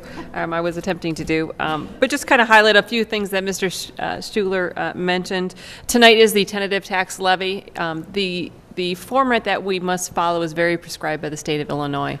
So we must adopt a tentative tax levy at least 20 days before we adopt a final levy, and we must file that final levy with the county by the last Tuesday in December, which makes it sound like it's final, but it's not. It's called the final tax levy. It's filed by the last Tuesday in December. However, the county still hasn't completed their work on the new construction numbers, the EAV, the evaluations. That is completed by usually March or April, as Mr. Schuler pointed out, and we will get another attempt at that point. It does not come back to the board, so we would need direction from the board prior to that, because we typically will get less than 5 days to turn around any changes we want to that tax levy in March or April. So that's the exact process. You approve a tentative tax levy, you approve a final tax levy in December. You can make changes on it in March or April within a very short window. Just to cover the numbers quickly, as Mr. Schuler pointed out, is a 1.7% if we were to go for the maximum levy. That's on existing property. It's important to note that's not to say that Ms. Fisher would have 1.7% increase on hers, and Mrs. Clemmensen would have 1.7% increase on hers. It really is in the total, in aggregate. So Ms. Fisher's may go down, Mrs. Clemmensen's may go way up, Mr. Anderson's might be right at 1.7. So it's important to look at that in total numbers, but of course it will be determined by what happens to your property in relationship to the surrounding property. So how your valuation may change from year to year. Unless there are any specific questions, we are estimating new construction. That's an unknown number at this time at $7 million. That is with some information that we received from accounting, which of course is just an estimate. Not including the TIF property, last year we received $6.3 million in new construction. So just to kind of give you a guideline of where that number comes from. Thank you, Jen. And as Rick has pointed out, we've discussed this in a lot of detail in Finance Committee, but there's always time for other questions or comments before we approve or vote on the tentative levy. Hearing none, may I have a motion to approve the tentative levy? So moved. May I have a second? Second. May I have a roll call, Madam Clerk? Mr. Schuler? Mr. Folker? Aye. No. Mrs. Clemmensen? Aye. Mrs. Fisher? Aye. Mr. Lemke? Aye. Mr. Borkowski? Aye. Mr. Anderson? Aye. Carries. You didn't officially get my vote. My vote is aye. I thought you were first on my list, actually. I said I was voting for it. Now I am voting for it. Yes. So the motion carries. The next item on the agenda is approval of human resource items. Mr. Simic? Thank you, Mr. Anderson. I recommend the Human Resources report be approved as presented. May I have a motion to approve the human resources report? So moved. I have a second. Second. May I have a roll call vote? Mrs. Clemmensen? Aye. Mr. Lemke? Aye. Mr. Anderson? Aye. Mr. Folker? Aye. Mr. Borkowski? Aye. Mr. Schuler? Aye. Mrs. Fisher? Aye. Motion carries. Next item is approval of the consent agenda. Board members can see the items A through G on their agendas. Is there any item that a board member would like removed from the consent agenda for further discussion? Hearing none, may I have a motion to approve the consent agenda? So moved. May I have a second? Second. May I have a roll call vote? Mr. Borkowski? Aye. Mr. Lemke? Aye. Mrs. Clemmensen? Aye. Mr. Anderson? Aye. Mrs. Fisher? Aye. Mr. Schuler? Aye. Mr. Folker? Aye. Motion carries. That's it. FOIA requests. There are 4 this month. One from the National Bureau of Economic Research. It's impressive. 2 from Nancy Thorner of Lake Bluff, Illinois, and 1 from Howard Handler of the North Shore Barrington Association of Realtors. Announcements: Monday, November 25th, full day of school. There will be conferences from 4 to 8 p.m. Tuesday the 26th, no student attendance. Conferences 8 a.m. to 3:30. Thursday the 28th and 29th are Thanksgiving break. The next District 67 Board of Education meeting is scheduled for December 17th at 7 p.m. right here. May I have a motion to adjourn? Yes, you may. So moved. May I have a second? Second. Second. All in favor? Aye. Opposed? Aye. Hearing none, the meeting is adjourned.